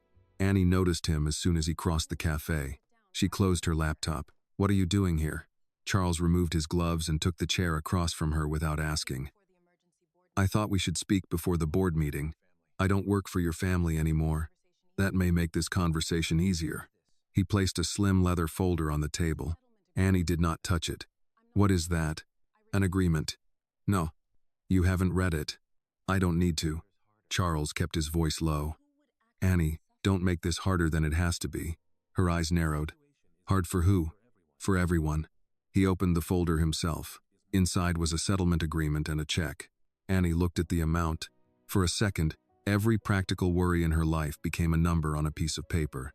Tuition, books, rent. Transportation. Years of work reduced to something Charles could sign in blue ink. He watched her reaction. This would cover school, he said. All of it. It would also give you enough to live without working while you study. Annie looked at him. What do you want? You sign a confidentiality agreement. You stop speaking publicly about the Whitmore family. You let the independent review handle Ruth's file. And the articles calling her a thief? Our attorneys can request corrections. That isn't the same thing as telling people she was innocent. Charles folded his hands. The world rarely gives anyone a perfect ending. This isn't about a perfect ending. No, it's about your future. He tapped the check lightly. You want to become a nurse. You should think about what public controversy does to a person's reputation. Admissions committees, search names. Employers, search names. Do you really want this dispute following you for years? Annie knew he was trying to frighten her. What made it effective was that some part of her feared he might be right. She looked at the check again. Her mother had counted grocery money at the kitchen table. Ruth had worked extra shifts when bills came due. Annie had promised herself she would build a life where one missed paycheck did not threaten everything. The amount in front of her could change that. Charles saw her hesitation. There is no shame in accepting help. Annie gave a short laugh. You're calling this help?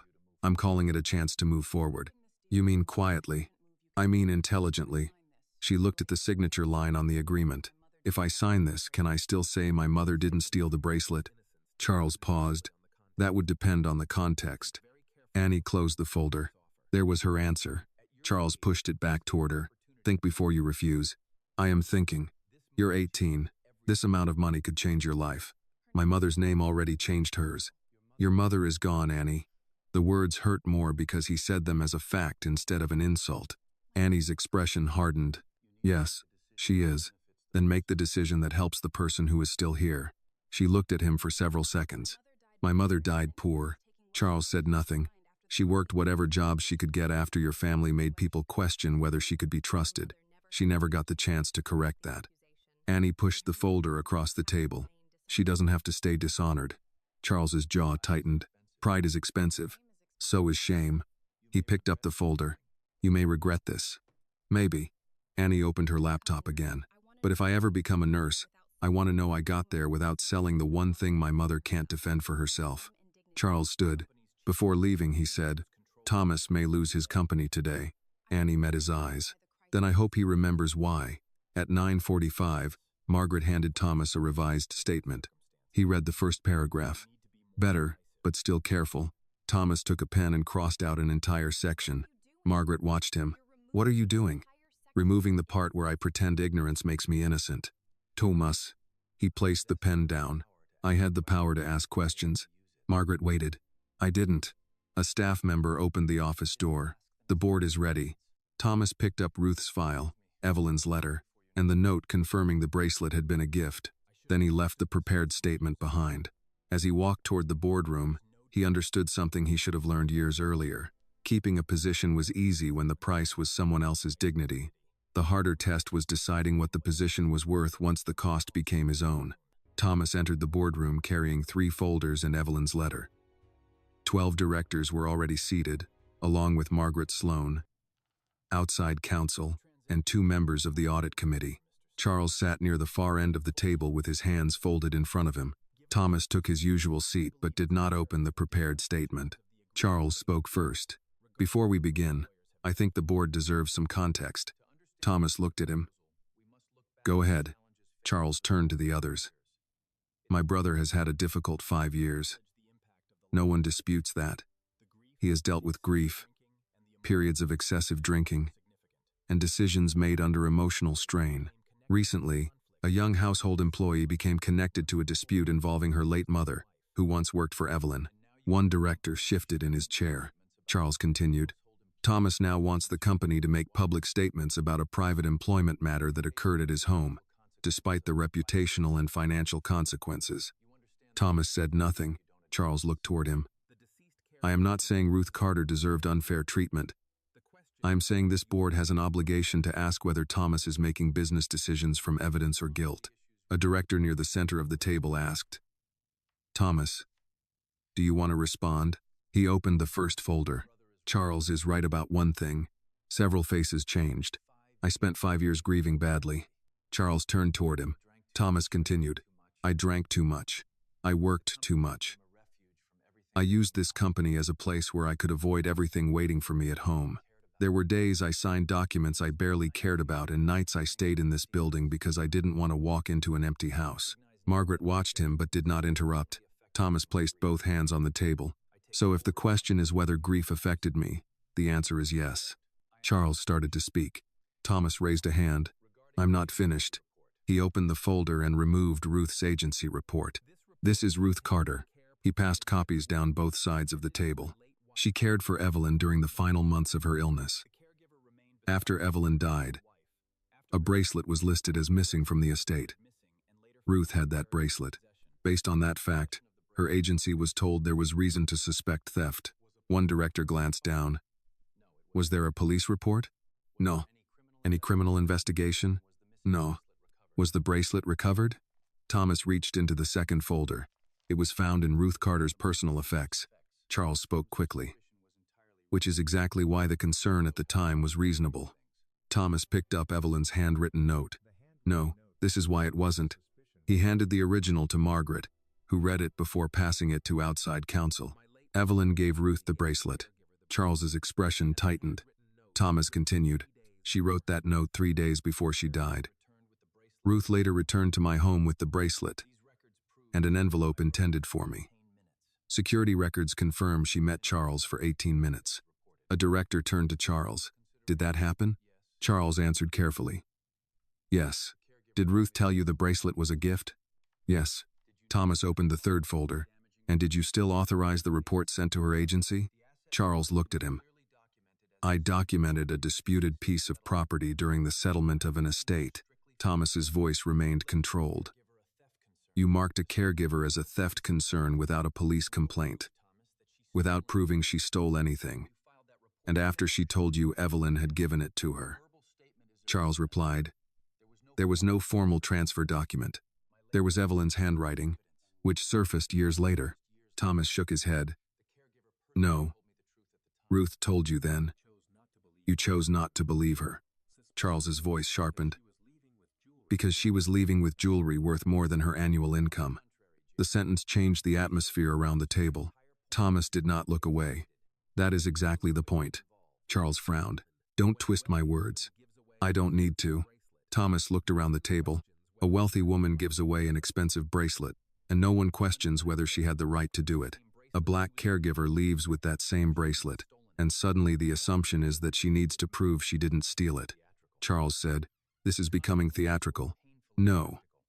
It was practical for Ruth. She lost regular assignments. She lost income. She spent the next years taking unstable work because one family with more power than she had decided. Suspicion was enough. Margaret slid another document toward the board members. Thomas continued. And that was not the only thing Charles withheld. He lifted Evelyn's letter. Charles looked toward the page. Ruth tried to deliver this to me after Evelyn died. Charles stopped her. A director asked, why? Thomas let Charles answer. Charles remained quiet for several seconds before saying, Thomas was not in a state to handle it. That wasn't your decision, Thomas said. Charles turned toward him. You wanted to resign. You wanted to walk away from everything. Someone had to protect what you spent 25 years building. Thomas looked at him. So you kept the letter? Yes. Because you thought Evelyn's words might make me leave the company. Charles did not answer. Thomas did it for him. You kept me guilty because guilt kept me useful. A board member near Charles asked, is that true? Charles's face hardened. I kept this company functioning when Thomas could barely get through a week. Thomas nodded. That part is true. Charles looked surprised. Thomas continued. I was absent from my own life. I was absent from questions I should have asked. I did not know what happened to Ruth Carter. He paused, but not knowing does not erase my responsibility. Margaret looked toward him, already aware he had abandoned every safe line from the prepared statement. Thomas said, I had the power to ask questions. I didn't. He placed Ruth's report in front of him. For 5 years, I let my grief become a reason not to see what happened outside it. Ruth paid for that distance. Charles said, you are assigning yourself blame for something you did not authorize. I'm assigning myself responsibility for being powerful enough to ask, and too consumed with myself to do it. No one interrupted him now. Thomas lifted Ruth's file. Her name was Ruth Carter. His voice strengthened. She was not a thief. She was a caregiver who sat with my wife when Evelyn was afraid. She gave her time, patience, and dignity when my own grief made me unreliable. He looked around the table, and this company will say her name correctly before it says mine again. Charles pushed his chair back. You are willing to damage Whitmore Medical over this? Thomas looked at him. No. Charles gave a bitter laugh. Thomas continued, I'm willing to damage a lie. Margaret opened a new document. Outside counsel recommends an independent investigation into the use of corporate resources, any communication with the agency, and the board-level conduct connected to this matter. Another director asked, and Charles? Temporary suspension pending review. Charles turned toward Thomas. You planned this. Thomas shook his head. I planned to tell the truth. The consequences came with it. Then he added, I will also step aside as CEO until the review is complete. That surprised everyone, including Charles. Margaret said, Thomas, that isn't required yet. It is for me. The vote proceeded. The investigation was approved. Charles was suspended. Thomas's temporary leave was accepted. When the meeting ended, he remained near the table while directors filed out. Then he noticed Annie near the open doorway. She had arrived after receiving a message from Margaret that Ruth's case would be addressed publicly. Thomas walked toward her. Neither spoke at first. Finally, Annie said, You said her name. Thomas looked down for a moment, then back at her. I should have asked for it 5 years ago. Annie's eyes filled. Thomas did not move closer until she did. When she finally stepped forward and wrapped her arms around him, he held her like someone protecting a bond rather than claiming it. For Ruth, the correction had come too late to repair the years she lost. For Annie, it was the first time the truth had entered the same building where the accusation had lived. And for Thomas, justice had finally become more than regret. 3 months after the board meeting, Whitmore Medical released the findings of the independent review. Ruth Carter had never been proven to have stolen anything, and the evidence showed that Evelyn had given her the bracelet before her death. The agency that had stopped assigning Ruth to clients corrected its records and issued a formal apology. Charles Whitmore resigned as vice chairman after the review concluded that he had allowed an unsupported accusation to stand, withheld Evelyn's letter from Thomas, and used his authority to control information that should never have been his to control. Thomas did not return to the company immediately. When several directors asked him to resume his old schedule, he declined. I'm coming back, he told Margaret Sloan. Just not to the life I had before. What does that mean? It means I'm done treating 80-hour weeks like a badge of honor. Margaret smiled. That may be the first sensible thing you've said in 20 years. Thomas accepted a narrower leadership role, while the company restructured its internal review procedures. New protections were introduced for contractors, home health workers, nursing assistants, and other people who might otherwise have little leverage against a wealthy client or large institution. Complaints involving household staff connected to executives would now require outside review rather than being handled privately by family members. Thomas refused to present the changes as generosity. They're safeguards, he told the board. People should not need access to a billionaire to be treated fairly. Ruth Carter's name also became attached to something Annie had not expected. Whitmore Medical established the Ruth Carter Compassion Scholarship for people pursuing careers in nursing, hospice care, home health, and related fields. Thomas insisted that an independent committee administer it. When Annie heard, she immediately called him. You did this. I helped establish it. You said you weren't going to pay for my school. I'm not. You created a scholarship with my mother's name on it. For more than one person. That sounds like a billionaire's version of finding a loophole. Thomas laughed. You can apply, or you can refuse to apply. I have no vote. You really don't? I made sure of it. Annie was quiet. Thomas added, Your mother deserves to be remembered for the work she did, not for what someone accused her of doing. That ended the argument. Annie submitted the same application everyone else did. She wrote her own essay, provided recommendations, completed an interview, and waited without asking Thomas to make a single phone call. When the acceptance email arrived, she read it 3 times before calling him. I got it. Thomas was in his office reviewing a manufacturing report. He put it aside immediately. The nursing program? The scholarship too. A smile spread across his face. You earned both. Annie laughed. You sound very pleased with yourself for a man who supposedly had no influence. I'm pleased with you. That quieted her more effectively than any celebration could have. Life at the Whitmore estate changed in ways that did not make headlines. Thomas began meeting with a grief counselor once a week. The bourbon disappeared from the kitchen cabinets. Evelyn's photographs remained throughout the house, but her rooms were no longer treated as places no one could enter. Thomas opened the garden again and asked Mrs. Keller to bring back the large Thanksgiving dinner the household had stopped holding years earlier. That November, long tables filled the dining room with roast turkey, stuffing, sweet potatoes, green beans, cranberry sauce, and more pie than anyone could reasonably finish. Staff members who wanted to stay were invited to eat rather than serve. Thomas even tried making pancakes the next morning. The first one burned. Mrs. Keller walked into the kitchen, took one look at the pan and said, "Mrs. Whitmore would have laughed at you." Thomas examined the blackened pancake.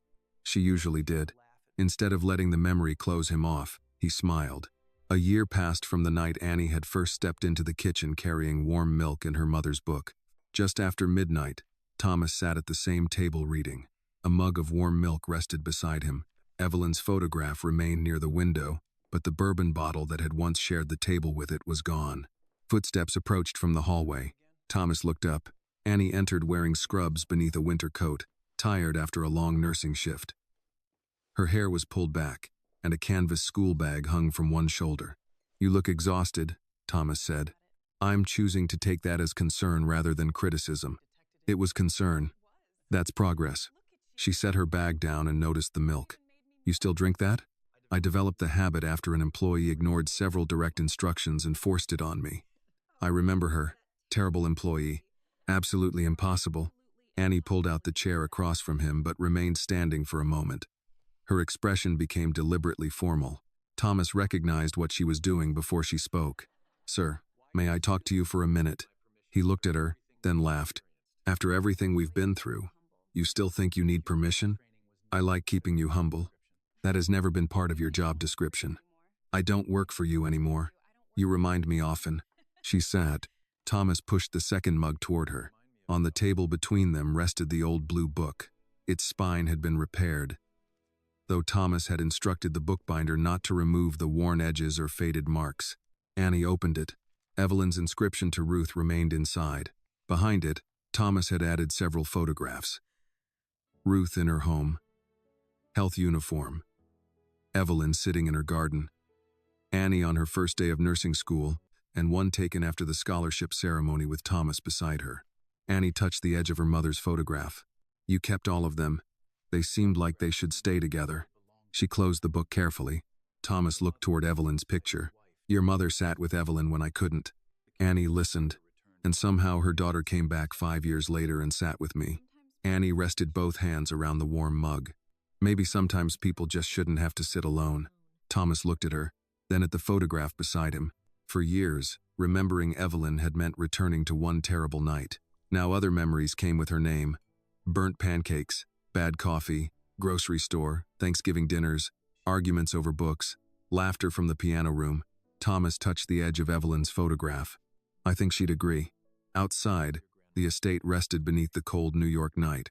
Inside the kitchen, 2 cups of warm milk sat beside an old book, and for the first time in many years, Thomas Whitmore no longer needed darkness to prove how deeply he had loved someone. This story reminds us that grief should never become a prison, and kindness should never depend on wealth, race, or social position. Real justice begins when people are willing to listen to those who have been ignored, admit the truth even when it costs them something, and restore dignity where it was taken away. Thomas learns that money cannot repair every wound. Annie proves that self-respect is worth more than an easy solution, and Ruth's story shows that a person's honor matters even when they no longer have a voice to defend it. In the end, healing begins when we stop hiding from pain, treat one another as human beings, and choose truth over comfort. This video is a work of fiction created with the assistance of artificial intelligence. All characters, events, and situations are not real and do not represent any actual people or true stories. The content is intended for storytelling and emotional illustration only.